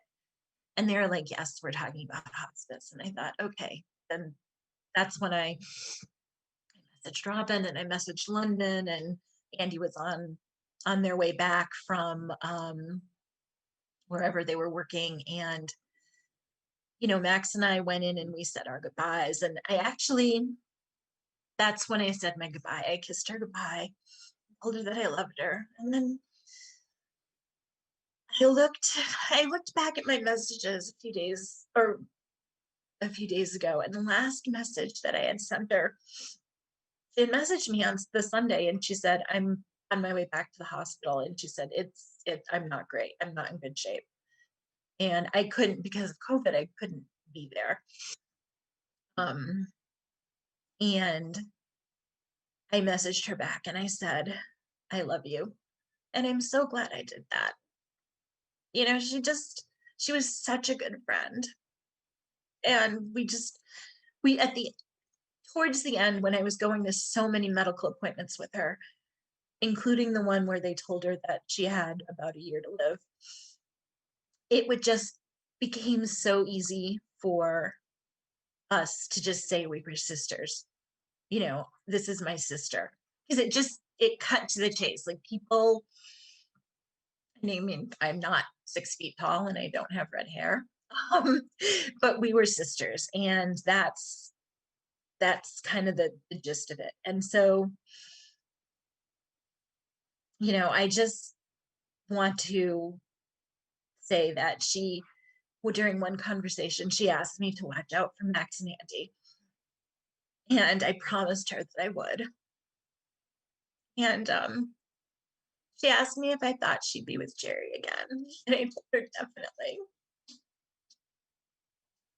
And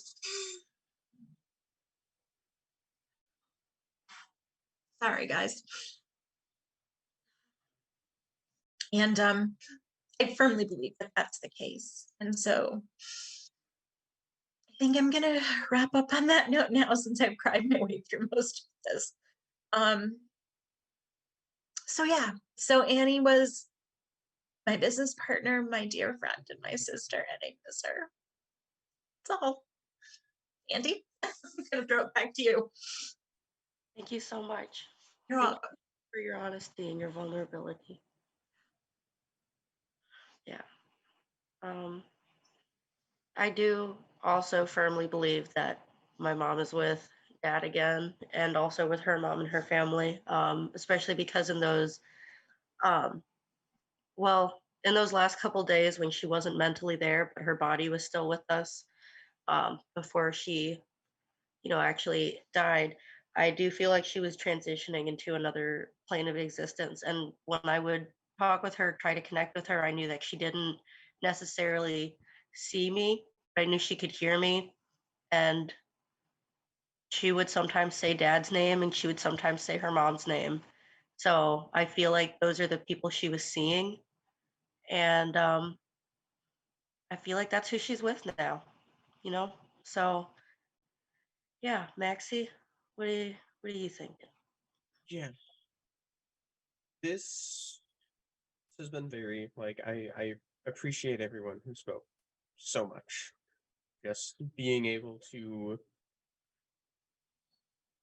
like change what I'm thinking about and like what we're all thinking about for what exactly my mom's life was is something that is super important. And it's really powerful to hear all the different places that she's been, and that through all of it, she's always been Annie. I Yeah. think now's a good time to open up the floor to other speakers. So if you want to speak, you can go to the bottom to reactions and then do the Yeah. either one of those. Actually, is there? It There's looks a like ticket one, isn't there? Yeah, it looks like you can raise your hand, and I Yeah. think we have some. Is Kathleen just raising hands now? There's- I yeah. think yeah, Molly Ray and Sheila have been raising their hand. I'm Sheila, and in the background is a wedding going on another Zoom. So I apologize if you hear a lot of sounds. It's hard to say I'm envious and jealous of so many of you who have spoken before me, because you got to know Annie at a time when I no longer knew Annie. I know Annie from her early days in Brooklyn when she first met Jerry, and at our religious community, Kolot Chayenu. And of course, I loved her like everybody loved her. And I followed her to, was it Maplewood? Not Maplewood. Yeah, Maplewood. Yeah, she lived in South Orange, which is like right next to Maplewood. And interestingly enough, we live next to another Maplewood now. But I love that. So I followed her there. I met you guys when you were just and that was the last time I saw her, and Jerry. And I just want to say that she was a light. She was a light and a beacon. And I was gifted to know her. She was a member of our congregation and gave so much. And we used to sit in their living room in Brooklyn when we were a very small community and have Shabbat services. And she's going to be with me forever. I can't see a knitted thing and not think of her. I see hands knitting and they're her hands. And she gave my daughter a lot and she gave me enormously. And I thank you and thank her for the gift. And when I came on after traveling to Molly's house from another part of New Jersey, and I saw the two of you, I like morph your mom and your dad. And maybe because also I knew them when they were younger. I'm just so full of them through you, and I'm grateful, and I love you, like, because I loved her. So if you ever want to come east, you know where to find us. And yes, you have friends on this coast. So I think we actually have a picture of like me and Molly. yes, you might have a picture of you and Molly. I avoided the camera like nobody's business. And here's Molly Ray. Hi.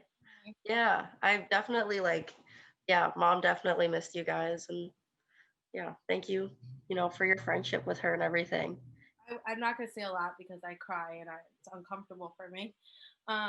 But we actually didn't even know, and I looked on Facebook and saw, and I called my mom, and I was surged with so many emotions because I saw your mom a couple months ago. I had reached out to her. She actually through Facebook we reconnected.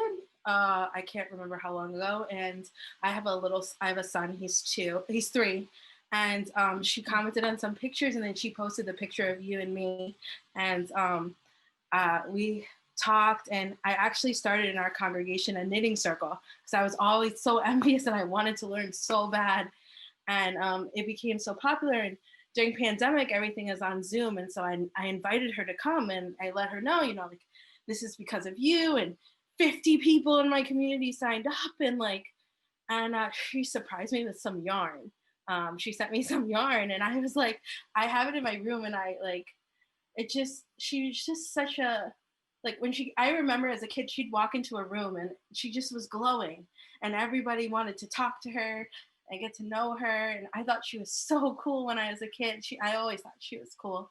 And as an adult and being a mom, we just talked about things, and I appreciated that. I really appreciated that. And you guys are always welcome to come visit. Thank you. Yeah, I actually just recently, I found that picture of you as well because I was going through some of the stuff she had been posting and stuff before she passed. And yeah, I mean, she really missed you guys. She was really excited to see you grow up, see your son.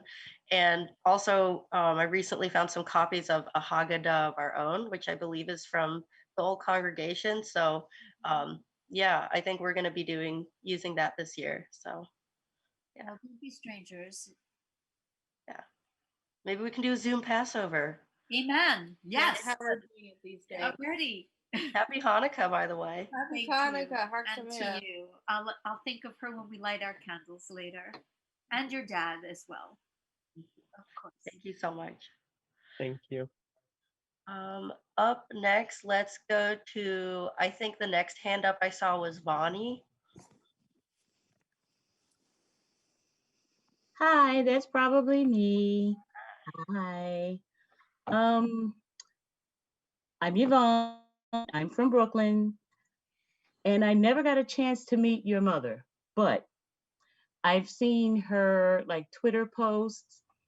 And from that, I was like, yeah, she's my kind of people, because she's yeah, none of the bullshit. None of that. She didn't stand for the disrespect and just not treating people kindly. And Kathleen, hi. I got my yarn, my very first and only ball of mode knit. Ooh, look at that. Beautiful. I mean, I've just never got to where I could be where she was. And again, because I'm a crocheter and she was knitting heretic, and I'm also wearing my pin that came with my order. So very nice.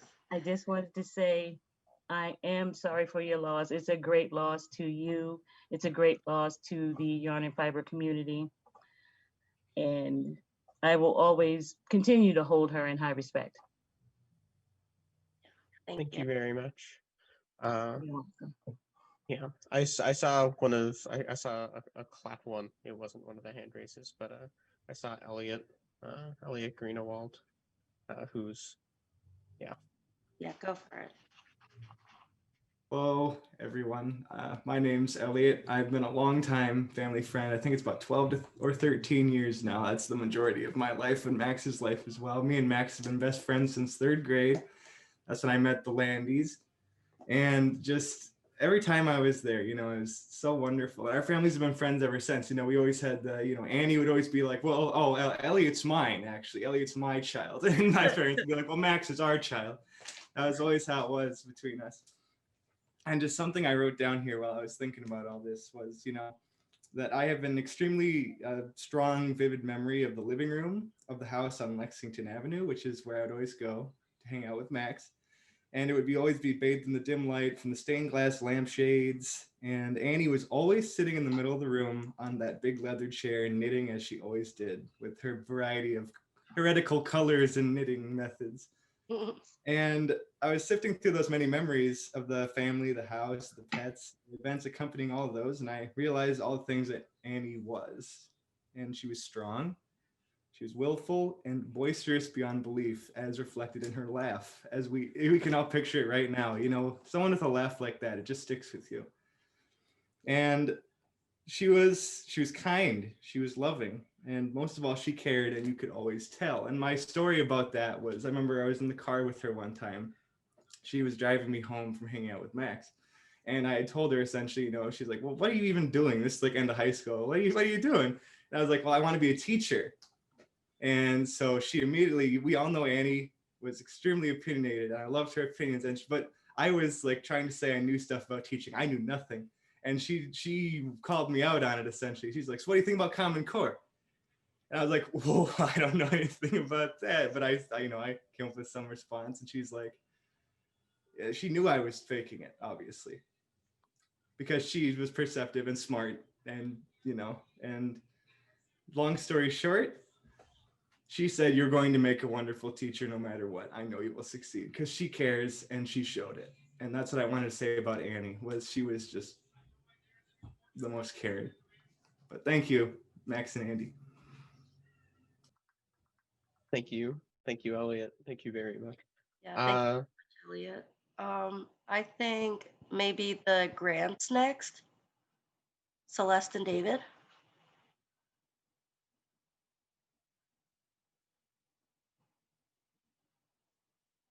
Oh, we can't hear you yet. Let's unmute that. Oh, not unmuted. There we go. Yeah, you had to assist the unmute. Thank you. Yeah, we, unlike so many of you in the virtual room, we've only been friends for a very short time. Okay. It must have been, what, 2015 maybe, that we met? But I just wanted to say, kind of piggyback on what Molly Ray and Sheila were saying. You know, some people are just supernovas, and you know them when you see them, you know them when you meet them. The kind of person who needs to be the smartest person in the room, they bring a kind of static to the room, you know? And they spend so much of their energy jockeying for a position. Somebody who just is a bright light doesn't need to try to call any attention to themselves, because they just draw people to them. They tend to be a quiet presence in the room, not a loud one. And, you know, in 2019, your mom just needed to get out of the house and do some things. And she thought, oh, I'll go take David's screenwriting course over at Film North. So she did. And even though it was really hard for her to physically get out and about and do anything, she managed to get out once a week and come to class. And she only missed one out of that 8 weeks. And we had someone in the class who was going through a lot of issues, and she was a great complainer. And so the first few minutes of every class were taken up with what's going on with her and the difficulties that she was facing in life. And by the time the third class rolled around and your mom had slowly, you know, dribbled out a little bit of information about what was going on with her that year, the complainer really did just sit down and shut up and begin to learn some things about how to handle the stuff that life is going to throw at you. And, you know, it's interesting, the script that your mom decided to work on was about a white family right on the border of Kentucky and West Virginia, her beloved West Virginia, who were struggling with the fact that they owned other human beings as slaves. And there was a lot of controversy in the family about that, a lot of discussion going on. How do we really feel about being slave owners? And beginning to confront the nature of the relationship that they had, very intimate relationship that they had with the humans that they owned. And so it was an interesting bit of fiction imitating life, imitating fiction, right? Because here she was suffering with, dealing with this huge thing that we all have to face, which is our own mortality, our own death. And it was interesting to see the class evolve over those sessions in terms of their understanding of your mom's situation and their massive respect for her as a human being. Because here she was confronting end of life issues, and people had to deal with the kinds of things that we always say to people when they're in hospice or when it appears that they're getting ready to go into hospice. And one of the things that we confront is that our language around death and dying is so wrong. It's all about war, right? War imagery, fighting and battling something. And your mom was very quietly teaching something else, right? About dignity and about love and about empathy, not only for yourself, but for other human beings. And because your mom was the bright light that she was and is,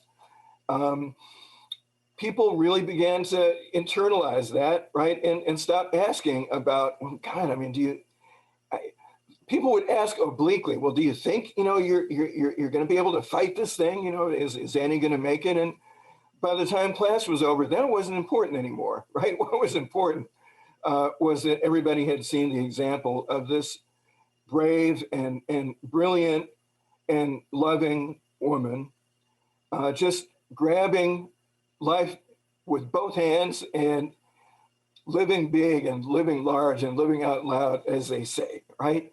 It was a beautiful example to set, and the script that she was working on reflected so much of that kind of bravery, right? It was intensely spiritual and really quite beautiful. And so I guess, that's what I wanted to leave people with. And the entire class sends their condolences and wanted to express their love and admiration for Annie today. So I'm passing that along from the other 9 who were in that class with her. So thank you guys for the opportunity to say something. Thank you so much, David. And thank you so much for, no, Celeste, it's okay. If you want to say anything? No.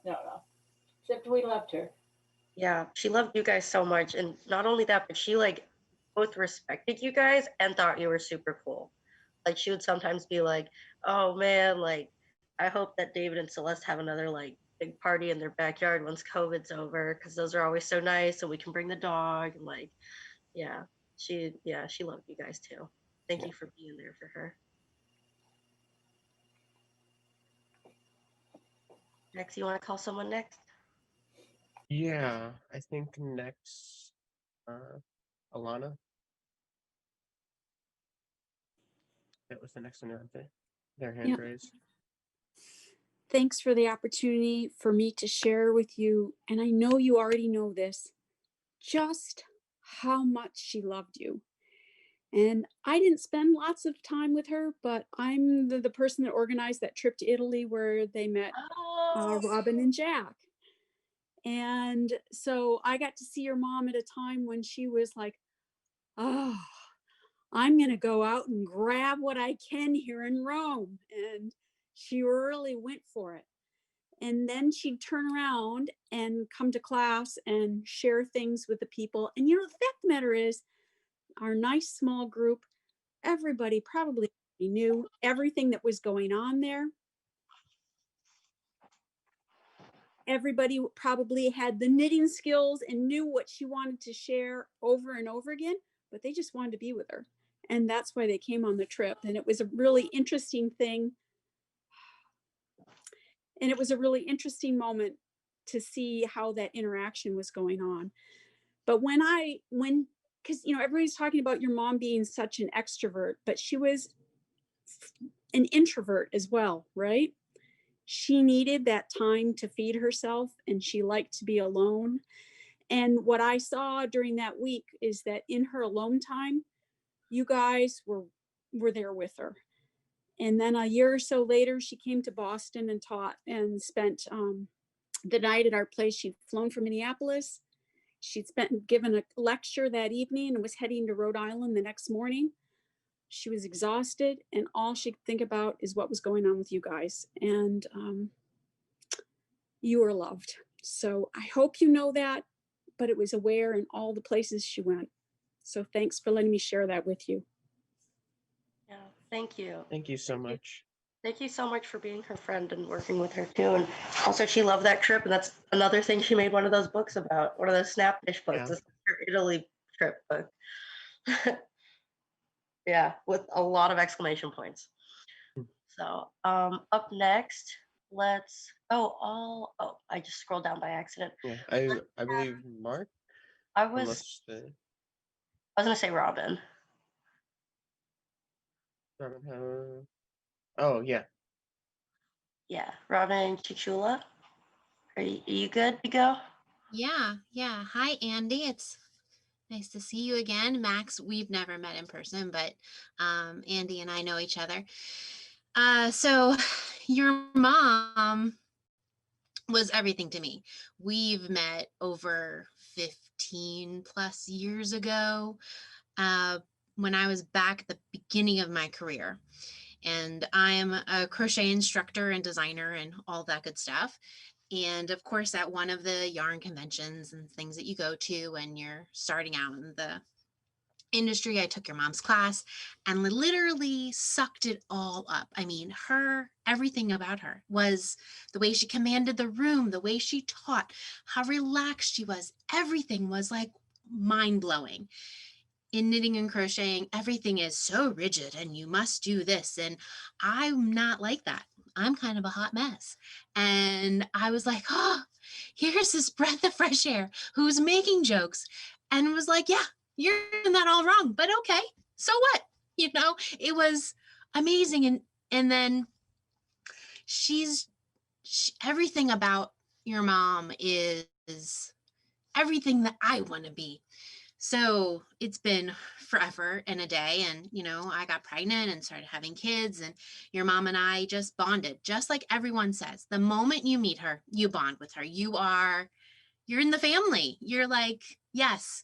And, it was one of those miracle things that happen when you meet somebody and you're just like, she's going to be with me until the end. I can tell. This is a lifelong friend I've just made. And it's everything with your mom and your dad, with their whole, Christian and Jewish backgrounds and how to blend that. That's me. I'm Jewish. My husband's Christian. And we could speak on so many levels from work, which was incredible. We would always share, oh, have you seen this? Have you done this? Oh, about like tips or things. She was always a cheerleader for what everyone was doing. And down to family wise, I'm struggling dealing with my in-laws. I don't understand the Christians. Can you help me? She was just like, yep, let's talk. Everything. And coming to your house, and she's so funny and so welcoming. I don't remember which one of your rooms that I slept in, but there you go. I slept in one of your rooms. And the whole time she's always worried about me. Your dad was there and he's like, oh, he's just going to go make us dinner. I'm like, okay, how about I make both of you dinner? Like, this seems very weird to me, but that's how they are. They were just so, no, we're taking care of you. You come on in. I just met you 30 seconds ago, but I'm going to make you dinner. I'm going to take care of you. What do you need? How do you do? They're just amazing. They're amazing, not only as a colleague teaching me what to do, but your mom also taught me how to be a human being and what it meant to love everyone and be with everyone. And I'm just so thankful. I'm so thankful to have them in my life. And I'm so thankful to get to know Andy well. I'm just so proud of everything that has come from your mom and everyone that she's touched. I'm just lucky that in my tiny little slice of the world that, she's always in here. Every time I get to teach more, I always think, oh, I wonder how Andy would approach that. Whether it's a difficult student or student that's struggling or anyone, or even dealing with my family, I think, I wonder what Annie would do. And I'm just so blessed and so lucky. And so thank you. Thank you very much. She's wonderful. And you guys are fantastic as well. So thank you guys so much. Thank you so much, Robin. And thank you so much, like I was thanking other people, but thank you so much for your friendship with my mom. it meant a lot to her. And I mean, she also appreciated having somebody who understood the complexities of being in a, a marriage that can sometimes not have the same religious lines and everything, So yeah, thank you so much. And thanks for having me, hang out with you and the kids when I visited. That was awesome. So Maxie, were you saying maybe Mark next? Yeah, Mark, I believe, is the last one who had their hand up. Hi, I don't have a camera, sorry. So I'm Mark. I'm a friend of Max's from the internets, which means that probably only know about 5 people in this call. And so normally I wouldn't really, speak up here. It wouldn't really be my place to. But I've just been having a lot of thoughts too, because I, of course, went through a different experience, but one of my own where I lost my mother relatively recently when I was very young too. And between this beautiful service and my mother's birthday being tomorrow, just a lot of those thoughts. And I'm hoping I could just quickly share a couple of them to give a sense of equanimity, of peace, I guess. And for me, it was, in my experiences, so easy, just tempting, I guess, to turn off my emotions and just go numb to it all. But I'm seeing all of you here sharing all of these touching stories and showing this love. And, I unfortunately never got to meet this wonderful person, but hearing all these stories, I feel like I did. And it only makes me wish that I could have met her in real life, because she just sounds like an amazing person with all the lives she's touched. And to hear all of these people come out and speak to that truth is touching. But I also know that it's a confusing time. And for me, when I was struggling with my grief, and of course some days I still do, I tried to find meaning in it. And really the only meaning I think I could find was what that I gave it to myself. And I guess I came to the understanding, and I hope maybe this can help some of you too, that we look for meaning sometimes in these dark situations. And the best I've been able to find is that these difficult times give us the opportunities to become better. It's this adversity that leads to the opportunity for change and for evolution, that together in these crucibles, we can become more than what we were, and we can do it together. I mean, there was over 130 people in this call at one point, and to think that we are alone in our grief is, it just simply isn't the case. And it's painful. There are many days that are hard, and there will always be those difficult days, but I see again just the love and the strength of these people, so many of them I've never even met before, and I know that it's going to be okay. And I hope that you all know that it'll be okay for all of you too. It's going to hurt. It always does, but it would always be okay. So thank you.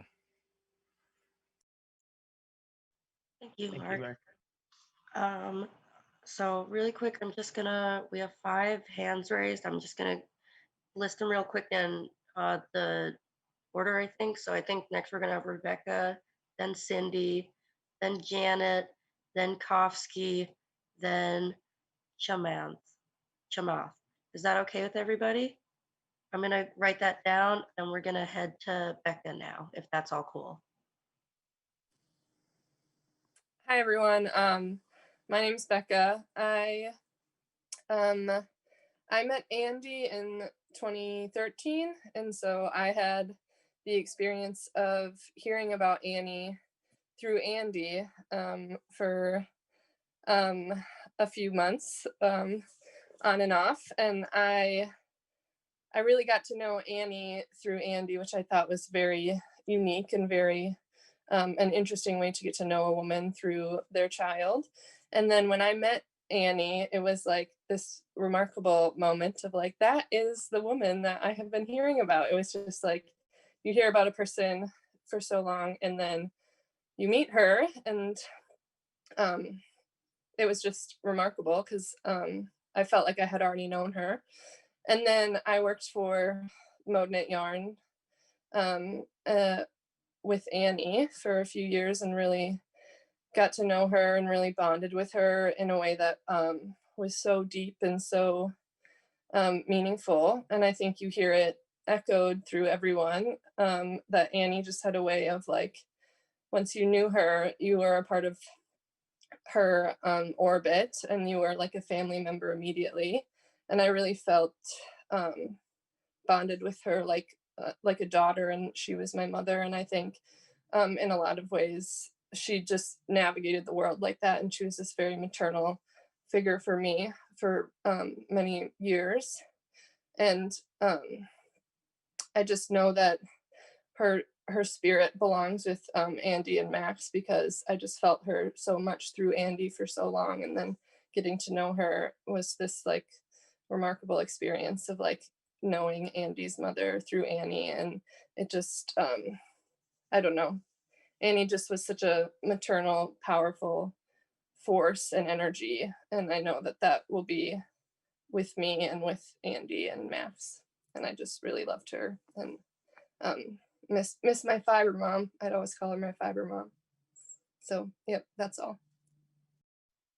Yeah, she loved you so much. She viewed you as a daughter. You know that. Yeah. Just so grateful for Becca, to say it to the 94 people still here. Becca was, I actually wasn't able to make it in time to be with my mom when she, when her heart stopped.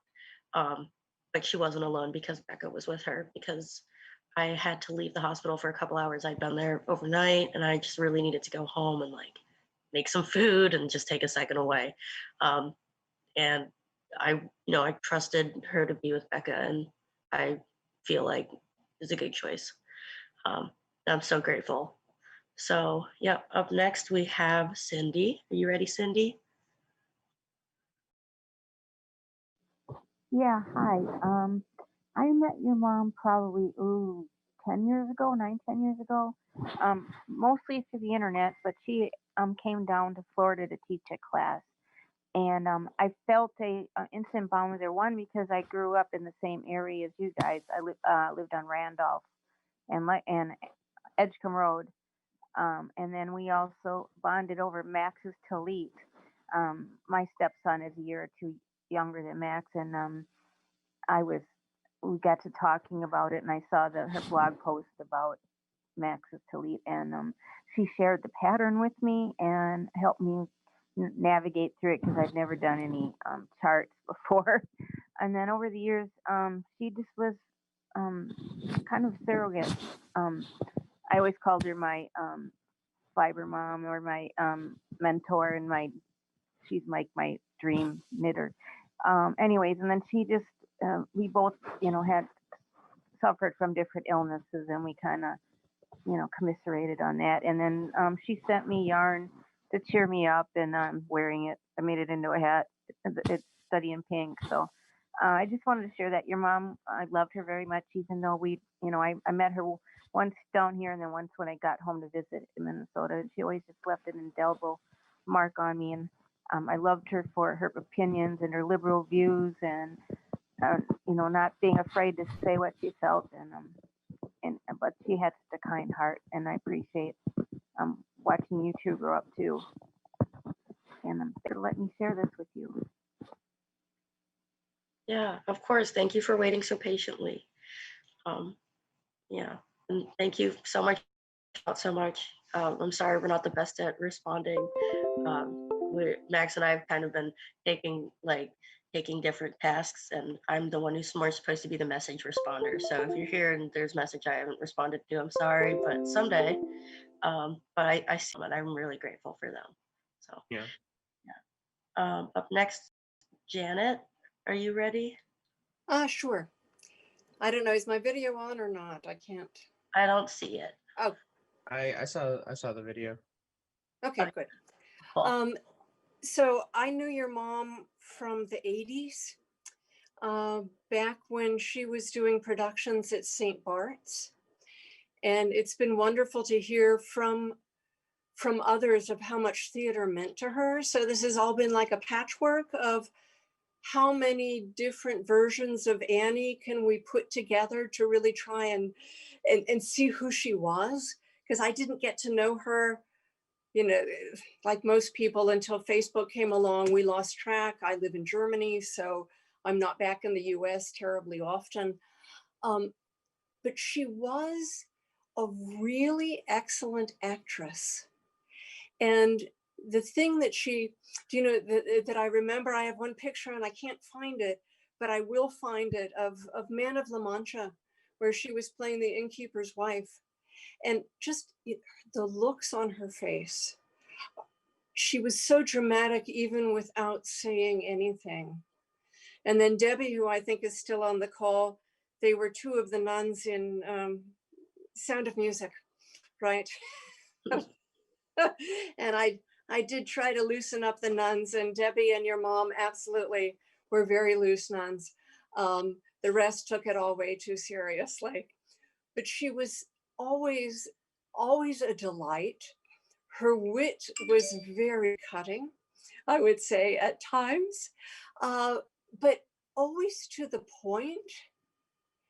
And listening to what you posted, you had an interview of her, you know, just how articulate and knowledgeable she was.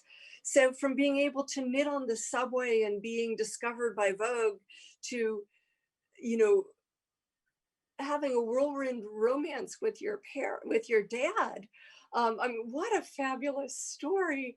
And then you two, you know, you could tell from every Facebook post that she had, she was so proud of you.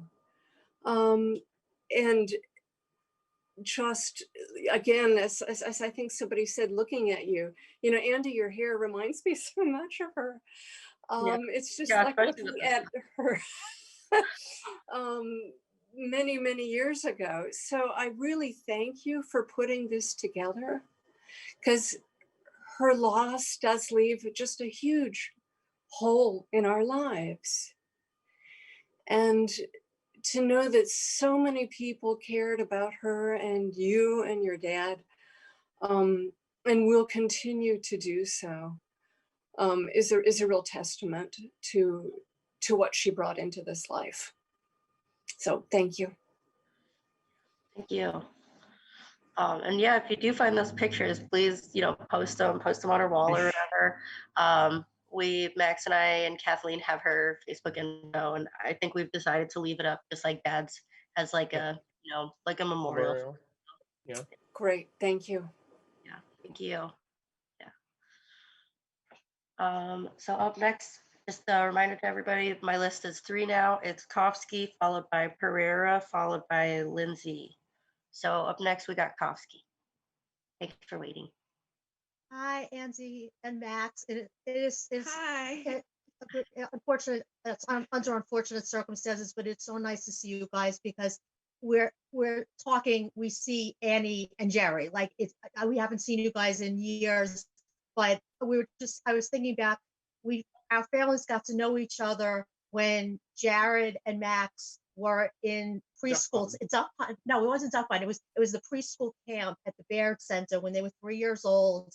And then our families just, you know, we arranged play dates with one another. But my first memory of Annie was I spoke to her on the telephone. I guess we were arranging a play date, and she said to me, "Oh, I know you have a lawnmower business." And I said, "A lawnmower business? No, you know, we're attorneys." I was like, "No, we don't have a lawnmower business." She goes, "Oh, well, that gas guzzling SUV you drive just led me to believe."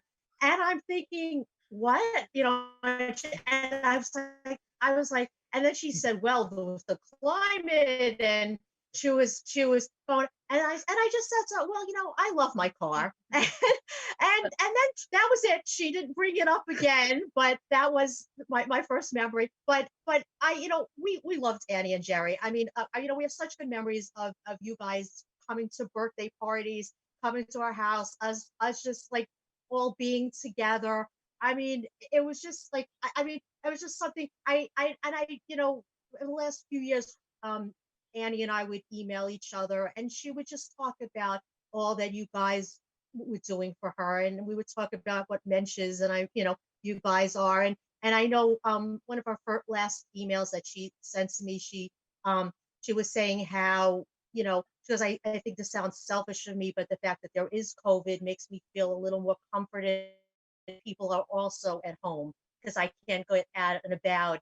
And I said, no, that's not selfish at all. I mean, it just that she was thinking of other people and just thinking like, like, oh, does that sound bad that I'm just comforted that other people can't be out in the world? And she was just such a force of nature. And we just have such fond memories of all of you guys with your parents, and just so many outings in South Orange. And I hope you guys just remember some of them too. But it was just, I'm just gonna, do you guys have something to say? Yeah. Your mom was a force of nature. I remember meeting her for the first time. Max and Jared were invited to Alex Kuno's birthday, and I had heard about your mom, but then I heard your mom before I saw her, and she was a unique person. And I didn't know her as well as Randy did or as everyone else, but I'm glad I got to know her. And it's eerie looking at the two of you because I feel like I'm looking at your parents. I know other people That have is so said that true. and you've heard that 1,000 times, but it's so nice. It's nice to see your parents again in the two of you. Yeah. I see my dad in my hands sometimes. Cause like I have the do chubby also. baby. Oh my, yeah, no. I have more of my mom's hands than my dad's hands, Yeah. but they're still my fingernails especially. It's funny. Yeah, no, I still remember your house pretty well. Yeah, I mean, me too. I think. would go hang out with Ella, even though she was younger than me. I was like, this kid gets it. And then sometimes we'd go. I just like trains a lot. Yes, I remember on Irving Yeah. Avenue. I think we talked about trains, and your mom talked about trains too, more often than you would think. I mean, I just remember even speaking with Annie so many times. Whether it was at your birthday party, I remember at the bowling alley that time, or in your basement. I have very fond memories of your mother. And unfortunately, I haven't spoken to her in a number of years, but she will be greatly missed here in South Orange. Yeah. And she also was super proud of you. Like she knew like you were off doing cool stuff. I think one time she told us about you going abroad, maybe like right when Max was going abroad. But yeah, so Yeah, she was proud of you guys, but she was also, I know other people have spoken. I felt that she was proud of my kids. Like she made me feel better because she was really proud of them. She would say, "Oh, I can't wait to hear what they're going to grow up to be." And if she, or I'd say something, she'd go, "Oh, I love." Like she really would. I felt like she really was. She was like an honorary aunt, but she really, really cared. And I know other people have spoken to this too, that they just felt it and what she did, and she really was. She was like this matriarch to everybody. She wasn't afraid to get invested. yeah, That's for sure. yeah. Like as somebody beginning to have relationships, I was really shocked to learn that sometimes people are like scared of people who are like not afraid to love. And I was like, my parents were just love no bounds, you know? Yeah, they were. They loved each other, and they were so loving, So really, I just treasure, for you guys to treasure the memories and just know how much they loved you both so much. Thank you. And thank you for your letters and everything. You're welcome. Please keep in touch, okay? We love you guys. We love seeing you guys. Yeah, You guys too. we will definitely do our best. Okay, up next we have Pereira. Cool.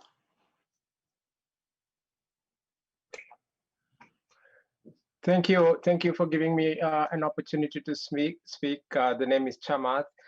I met Annie while making my first film through the SPNN's DocU program. And to know Annie is there's nothing. She's a presence, as many have noted, and becoming her friend had an ease and a grace to it, because we found out each other in each of the small groups that we are broken up into in learning the art of documentary filmmaking, and that was fun. And I noticed her intelligence, her sharp wit, which some people didn't quite get. But she was genuinely fond of me right from the get-go. And I made my filmmaking process, my creative process, a collective one. I had stated that at the beginning. And Annie was very much an integral part of it because I made this film about a Sri Lankan Buddhist monk, a friend of mine, like me from Sri Lanka, who spoke English well, but with an accent. And it became clear that having subtitles would greatly, greatly enhance the reception and the understanding of the films. And of course, Annie just stepped in, and with her sharp New York sensibility, she could pick up the nuances of the accent, and where she didn't, she quickly asked me for advice. And I thought this would take hours and days and so on, but she was so efficient and so skilled that we got it done in time. She had considerable skills in graphics as well, and she was able to help me. I was a little nervous, like, oh, how to choose the font, how to do this. And as many have noted, with her superlative, absolutely superlative technical skills, which is actually secondary to her qualities as a human being, but these were necessary here to make this film. My film was quite popular and quite good, and you never get a chance to make your first film, and Annie was very much a part of it. We talked about staying in touch, and we did stay in touch. We never got a chance to bike together. I wanted to cook her a meal and offer my modest skills. And she said, oh, that would be difficult, Chamat, because I have so many allergies that it would be really not worth your trouble. But I wanted to do that, but we never got that chance. Sadly, the last time we met was in person. No, the one before the last time was at the memorial for another classmate of the docu program, Vanji Ortega. And I still remember Annie placing her hand on mine and saying, we talked about a meeting of getting together, let's do that. We don't know when we go. And that has a profound resonance given what she had. Of course, we stayed in touch online. We exchanged jokes and messages. She talked a lot about Max and Andy, and of course, Jerry. I got to meet Jerry. I think I've met Max too. I know Jerry did the docu, and I asked whether it was going to be a family tradition, whether the rest of the family was going to do it as well. And we laughed and joked about that. She talked about her faith and living her faith and accepting Judaism. She talked about a deep but maybe challenging relationship with her mother, and she shared a great deal of love for Max, Andy, and Jerry, and her cats. And I've lost a great friend. Thank you. Thank you so much. Yeah, thank you so much. It's especially like, it's nice to be reminded that she had friends from other than parenthood and knitting. She was just so many places. Also, in terms of SPNN, I made plenty of stuff for them. I wasn't in the docu program, but I was in their youth program for a long time. I haven't made any videos, but I helped put this together. That's my thing. I don't know. I'd love to do a film thing someday. Both of them just love public radio, public TV, and also felt it was so important for people to have power in media, like power to represent themselves, power to share stories. Public broadcast it was very close to their hearts. Yeah. Thank you so much for sharing that. We have one hand left, and that is Lindsay Nordseeden. Norseeden. Yes, sorry. I've seen it online. I just don't know how to say it. That's okay. That's absolutely fine. Just an FYI, I had to go through the participants tab and open that up in order to get the raise hand function. It was not in the reactions on my version of Zoom, just if anybody is having troubles finding that. So, my first time I saw your mother was, I graduated in 2004 with a degree in theater and mostly costume design. And I had wanted to do a master's degree in costume design and construction, specifically historical recreation and preservation. My goal was to work for someplace like Colonial Williamsburg or something like that, or maybe go further. And I got sick. And so it wasn't in the cards. And I went and got a job. And I miss that intensely creative environment of the theater department. And ever since I was a little kid, I wanted to learn to knit. And so I'm like, all right, I'm going to teach myself how to knit. My grandma, I found out later, the reason my grandma wouldn't teach me how to knit, she knew how to knit, but she wouldn't do it because she hated it. And so I found as many, I grew up in, and I was living with my parents at the time. And I found as many resources as I could. It was early 2000. There wasn't a whole lot online. It's kind of the beginning of Knitty.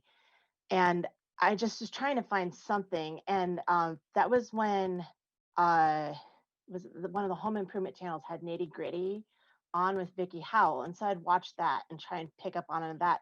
And everybody that was on there seemed to like it made it seem so hard and inaccessible. And then your mom came on and was like, anybody can do this. And I was like, because I was starting to get kind of disheartened, and I was like, I don't know if I can do this. And I saw her episode and I was like, I'm going to do this. I can do this. This is great. I can do this. And with the help of a couple of books and some needles and some tears and some, like, literally some blood, sweat, and tears, I managed to teach myself how to knit.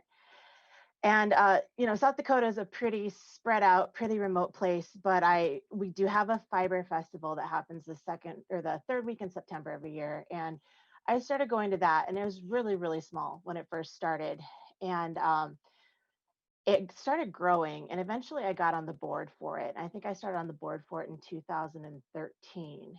And we had it to where it was like in one room in the 4-H complex in Watertown, South Dakota, and to where then we took over like the classroom area. So we had the big room and the classroom area, and then we had the big room and the classroom area, and then the other area. And it grew by leaps and bounds. And we were getting to the point where we're like, we would have a guest instructor every year, and we're like, how are we gonna grow this? Because we keep getting more people. We keep getting more people interested in classes. How are we going to find new interesting classes?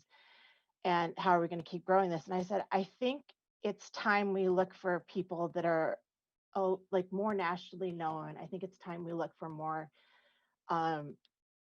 teachers that people like, they hear the name and they know who they are. And because, we're putting some significant effort into growing this, let's try and bring in some names that people will recognize and hopefully bring in some more people. And they're like, well, who do you think? And I had done a little bit of research, and I was like, I'm hoping we can get Annie Modisett to come because she's in the cities. She's accessible. I remember watching that video, or you're watching that episode, and I'm thinking, I think she would go over really well with our group. And I remember I don't remember if that was my last year on the board or my second to last year on the board. I remember being scared to death because I'm like, if this goes south, this is on my shoulders. It was the best thing ever. Kathleen and Annie came, and they were such a delight. It was so much fun. And I could tell they were having fun. And granted, I was running around doing board duties, so I didn't really have a chance to really even talk to them too much. But I remember I also MC, we have a dinner and a banquet, like a catered banquet, and I'd MC for that. And we'd have door prizes, and everybody donates these door prizes to the point where almost everybody gets a door prize. And I try to make it as fun as possible. And I remember Kathleen and Annie just absolutely rolling, laughing, having the best time. And I'm like, okay, I got to get to know these people better. These people are amazing.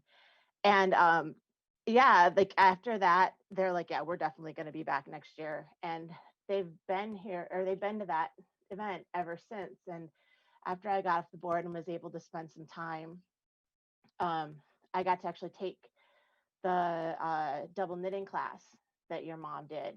And I remember she did not allow negativity in her classroom whatsoever, to the point where like I had just gotten some cheap acrylic yarn to, play with, and it was really splitty. And I was like, oh, this yarn is so splitty. She walked over, put her hand on top of my hands, and started singing Let It Go. And that class, I just remember laughing so hard, I almost cried. It was so funny. The class was so amazing. And that first year that they were there, I did get a chance to talk to her, and I did not know that she had done degrees in theater and in costume design. And I was like, wow, I really feel like I've met kindred spirits, both in Annie and Kathleen. And she said like, you can do, because I kind of was lamenting the fact that I didn't get to go to grad school. And she was like, you can do anything you put your mind to, anything you want. I still am not sure I know what that is yet, but I really hope that I will make your mom proud someday. And I know that we didn't have the event this year because of COVID. I know that since your mom hasn't been able to make it, Kathleen's come, and it's been a pleasure seeing her every year. And I hope that, Kathleen, you continue to come, but it is going to be very difficult not seeing your mom there, and I will miss seeing her very much.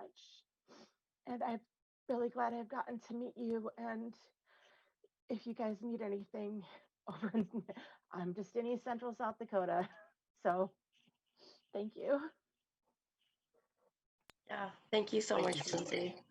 And you're another person who has sent us a lot of really nice messages that I haven't been the best about replying to. So thank you so much. Oh, you know, you guys have had so much on your plate. It's totally understandable. Yeah, thank you. Yeah, I love hearing about, just mom touching people's lives and everything. I think there's no question that she's proud of you. Like, as other people have said, they felt like she was proud of them or their kids and things. And I definitely feel like even after my dad passed, she was like, never forget how proud of you he was. So definitely, if there's anything you can take away, is she had a lot of love for you and she had a lot of pride for you.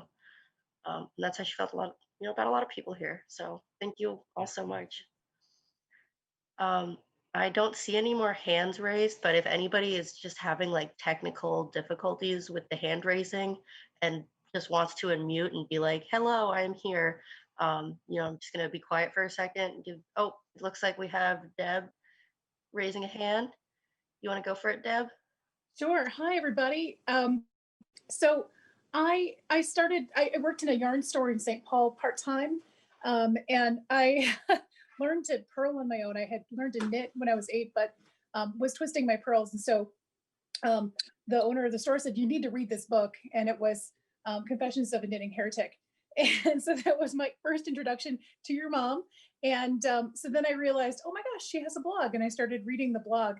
And a couple of years in, she started talking about, hey, we're thinking about moving to St. Paul. So I just sent her an email and said, hey, I'd love to meet you sometime. And lo and behold, she said yes. And she came to a knit night with my knitting group. It was in, I believe it was August of 2006. And Andy, you were there. I think you were 11 or 12. Maybe. That Yeah, sounds about right? I remember it though. Yeah. Was that the one at Cafe Latte? It was at Nina's on Oh, Southern yeah. and Western. Yeah. Oh, we went to one of those before we even moved to Minnesota, for real. That's what it was. That's Yeah, the I was one. on Neopets the whole time. Yeah, I remember you were pretty quiet and your mom was knitting like crazy. And I really connected with your mom. We spent a lot of time talking and she didn't get a chance to talk to many of the other people there. And I felt kind of guilty about it. But it was, other people had talked about that instant connection with your mom. And I certainly felt that as well. And I didn't reconnect with her after you had moved to Minnesota, but then had bumped into her at the Knitting Guild and then through the knitting group, the Rovers. And so we were able to reconnect at that point in time. And I just want to say it's been such a joy to have your mom in my life. She's always been so much fun to talk to and connect with and knit with. And I loved, she would invite Greg and I over for dinner on the porch with your dad. And we would always have a great connection. Your mom and I would talk and Jerry and my husband would talk. And then I love seeing that group grow and see friends become friends with her and get to know your dad. And Celeste and David, they were on earlier. They met Annie at my wedding. Your mom rode her bike to the ceremony and to the picnic. And so that's when they met in 2015. And so it's really neat to see those connections happen. I'm so grateful that I had Annie in my life and we got to know your dad and got to know both of you. And I miss her just a great deal. So Thank you. Thank you. I'm also not sure if it was you, but we got a really lovely note like in the hospital right before she passed. Yeah, I thought so. I thought it was from you and Greg. I wasn't sure, but yeah, thank you so much. I did read that to her. Thank you. Next up, we have Frank. Hi, can you hear me? My audio all right? Yes, I just muted somebody else who's Oh, okay. keeping his on. Yes. Yeah, hi. It's you know, I'm sorry that we're reconnecting in this circumstance, but Max and Andy, I remember the last time I saw you, I was microwaving chicken nuggets to make sure you guys had dinner. I was a go-to babysitter for a little while. It's been a real privilege and an honor to be here for this, to learn so much from everyone about someone who has played a very important part in shaping who I am. And Annie is, I don't know if it's like this for other folks, but I have like a few gods that just are always in my head, that when I'm dealing with stuff, I'm like, okay, what would this person do? What would this person do? And Annie's always one of those gods. And, you know, her presence in my childhood is something that will always have an impact. She was like a second mom to me. I remember her close friendship with my mom, my dad, and the conversations that she would have with them. She was so smart and quick, and every time she came to our house, her passion would just fill the whole entire house. And I remember going to bed, I was pretty young at that time, but I remember going to bed and then waiting at the top of the staircase, just listening to her articulate herself and her opinions and her stories to my parents. And just like, I fell in love with her, just like finding out so much crazy information just from all the different experiences she had. I used to call her Annie Model Set, because at that time she was working on, I think it was Martha Stewart's set or a show. I can't remember exactly where she was, but I know that her technical skill was just unbelievably, like, I learned so much just watching her knit and do all kinds of creative stuff. There was always some projects going on that I remember, like, just learning how to be creative, how to tell a story. We went on vacation one time and she was really close over my shoulder, helping me tell the story of the vacation. And we created this book, and it was like, I'll never forget. That experience taught me so much about how to translate my experience into something I can communicate to other people. And my life as an artist has been pivotally affected by her. So I think it's many people have said it's a huge hole. It's a huge loss. And her laughter and her light is something I'll never forget. Thank you. Yeah. Thank you so much, Frank. And thank you for being one of the first people to show my dad that he wasn't awful with little kids. Yeah. Yeah. He Yeah. loved you guys. He appreciated that a lot. You were his training kids. Yeah. Yeah, well, he loved you guys. Yeah, thank you so much, Frank. And thank you for helping us do all this. Thank you for helping us record it. Yeah, just Yeah. thank you so much. Priceless. Yeah. We have one more hand up. I see Deb and Liz. Hi. Hi.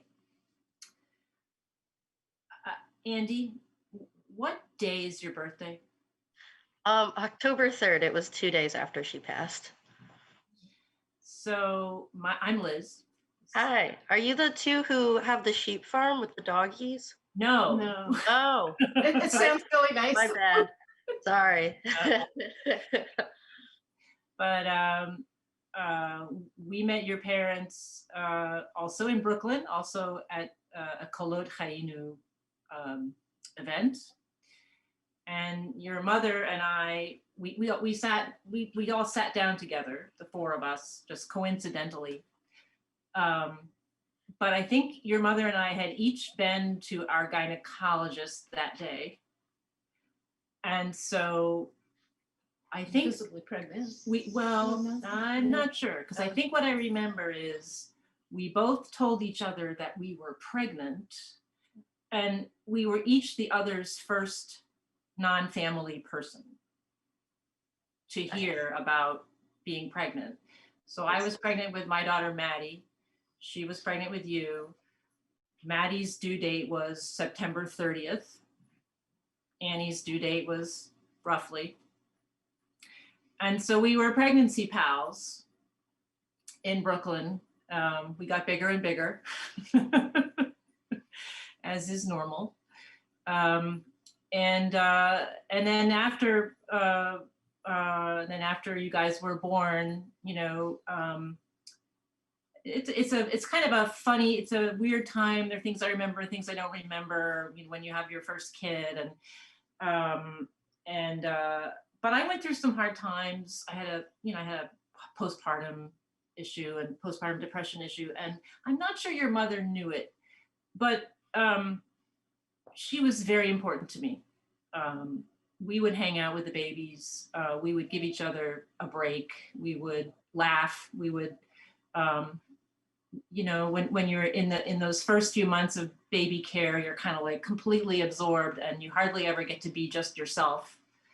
And she gave me a little bit of that kind of breathing room, just hanging out, just taking the babies for a walk, you know, just being in that really intense time. And I think of that and I'm very grateful. I'm not sure that she knew, but I'm very grateful. And since then,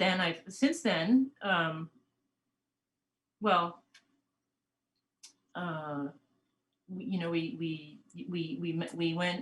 guys moved to New Jersey. We had a joint first birthday party for you two in your backyard in New Jersey. And I think Max was a baby at the time. And I remember, you know, you girls, you were both pretty scrappy at that stage. Actually, it was really generous because you guys had already moved to New Jersey and to move upstate New York, and we had a lot of relatives in New York and New Jersey. I mean, and New Jersey, and so your parents said, "Well, let's do a joint birthday party for the girls," and you know, she invited my sister and brother who lived in South Jersey and their families, a bunch of little kids. And, you know, they had never met them before. And it was just really generous and nice. Yeah, they just opened up the house and the backyard. Yeah. It was a great backyard. Yeah, it was a really good backyard. It was an amazing backyard. Yeah. Really good for birthday.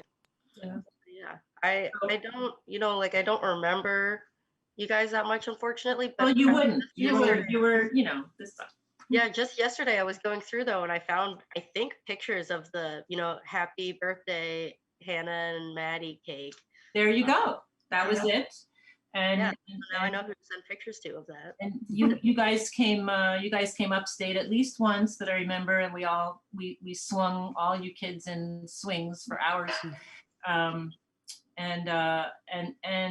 you know, Maddie hasn't met you since you both were rolling around on a rug together, but she kind of knows who you are because, you know, one way or the other, we tell these stories to our children. So they actually kind of do learn a little bit. And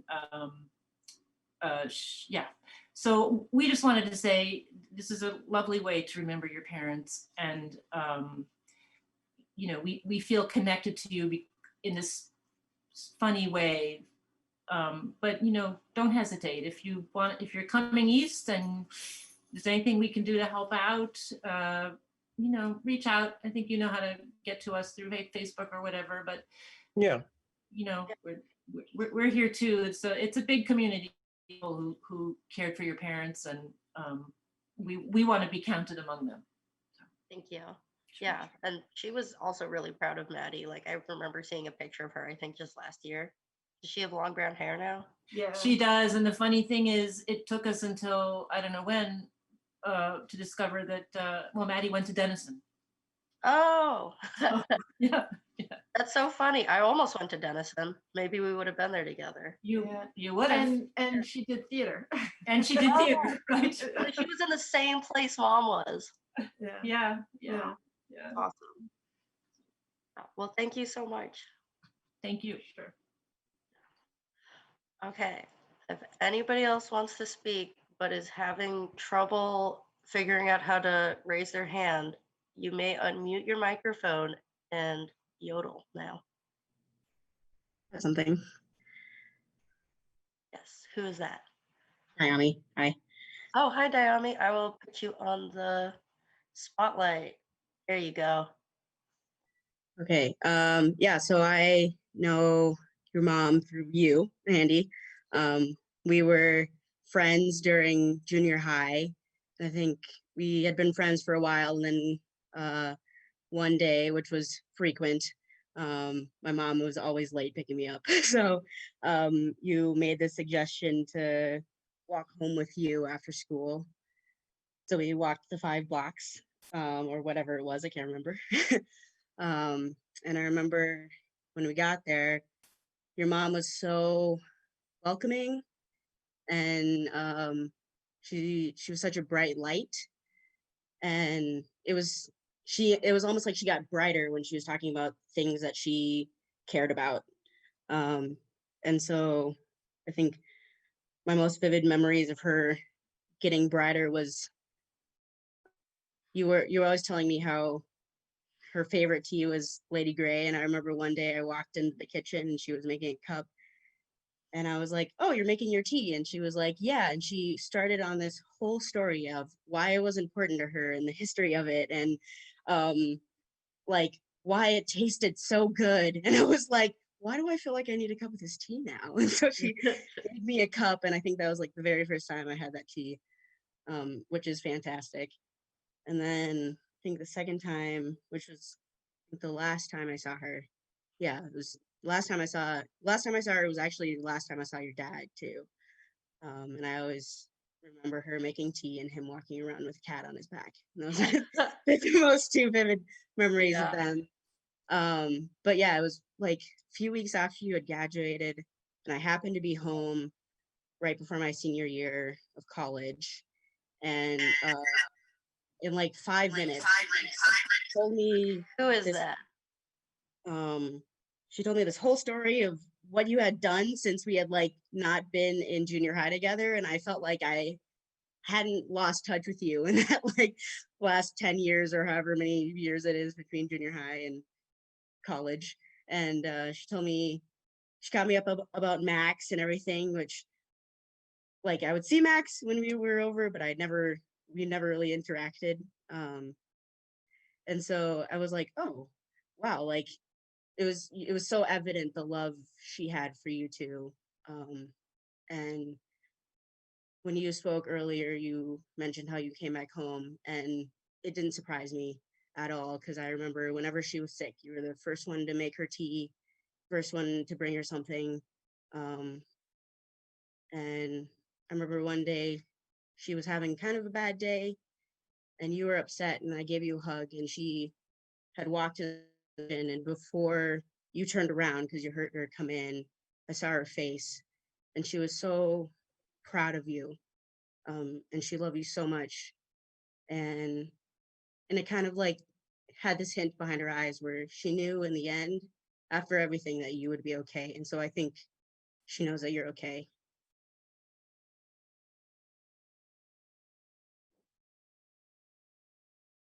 Muted, Andy. Sorry, I didn't realize I was muted. I was just saying she loves you and your mom too. And like she's really proud of you. And after I saw you last time, I was able to come back and like give her some more, snippets about your life, tidbits, snippets, whatever. She was just like so excited to hear about you and hear about what you were doing, and like hear that you felt like you were somewhere where you felt appreciated. And she's just like really happy for you. So thank you so much. I also feel like she's with me. So yeah, yeah, I definitely feel like she's with me. So yeah, thank you. Um, I'm gonna unspotlight you if that's cool, if I can figure out how. No spotlight. Okay. Would anybody else like to say anything? We are about 3 hours in now, but like I said, this is, oops. No, what just happened? Sorry. You're still good. You're still Okay, talking. sorry, a thing popped up that was like, you want to run JavaScript? Um, anyway, like I said, this is, just us holding a space to remember her and talk about her. So even if you haven't said anything and you're feeling like, oh, we've gone on so long, like, just that's why we're here. So yeah. And if not, then we're all, that's okay too. Yep. Challenge accepted. This is Ellen Silva. Hey, Ellen Silva. Let me Hey, put you. up on there. So I'm not going to go into a lot of detail about the personal stuff. You guys know it, right? But I think we'd be remiss not to remember what she did for the industry. And I'm talking about for the individual designers in the industry when she had a real battle at one point, and I don't have the dates and I don't have the details, but she went up against some of the big names in the industry with integrity, demanding that designers get paid properly and get royalties. And that's going to reverberate for years and years and years. She's left a legacy that's going to touch people who never even have heard her name. And I hope that as people study their craft, they will discover this. A lot of people can be grateful to her, and I sure am. So love you guys. And Love you that's too, the thought. Ellen. Thank you, Ellen. Yeah, I'm sure I'll talk to you again soon also. I miss you a lot. Yeah, thank you, Ellen. But yeah, I believe even towards the end of her life, Mom still wasn't submitting things to vote because she was like, they are not paying correctly. Which, like other people have said, she says what she says, she stands her ground. That's super cool. Anyway, anybody else? The floor is open.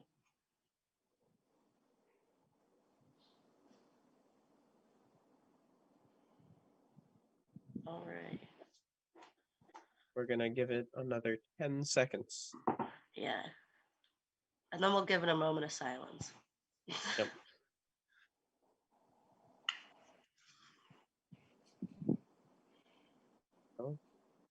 You want to go ahead, Andy? All right. Yeah. Me, Andy, or different Andy? No, you, Andy, with introducing the. I don't know if there's something you wanted to say before the moment of silence. Oh, no. We're just going to have a moment of silence now because it is right before 6 our time, and seems like a good way to end it. Just thinking about things we've said, things we've heard, and the love that we still have and believe in, because it still exists even if part of the vessel is gone. So yeah, let's go ahead and have a moment of silence.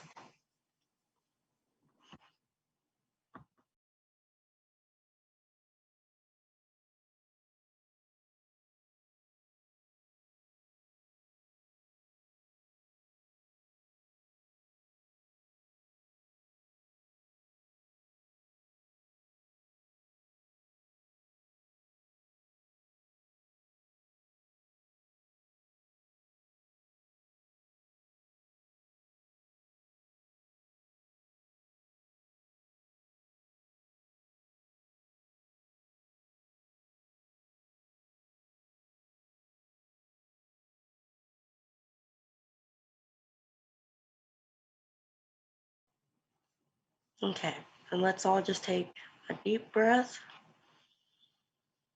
and hold it for a minute. I'm not the yoga teacher, my cousin Leanna is. And thank you all for being here. Yeah.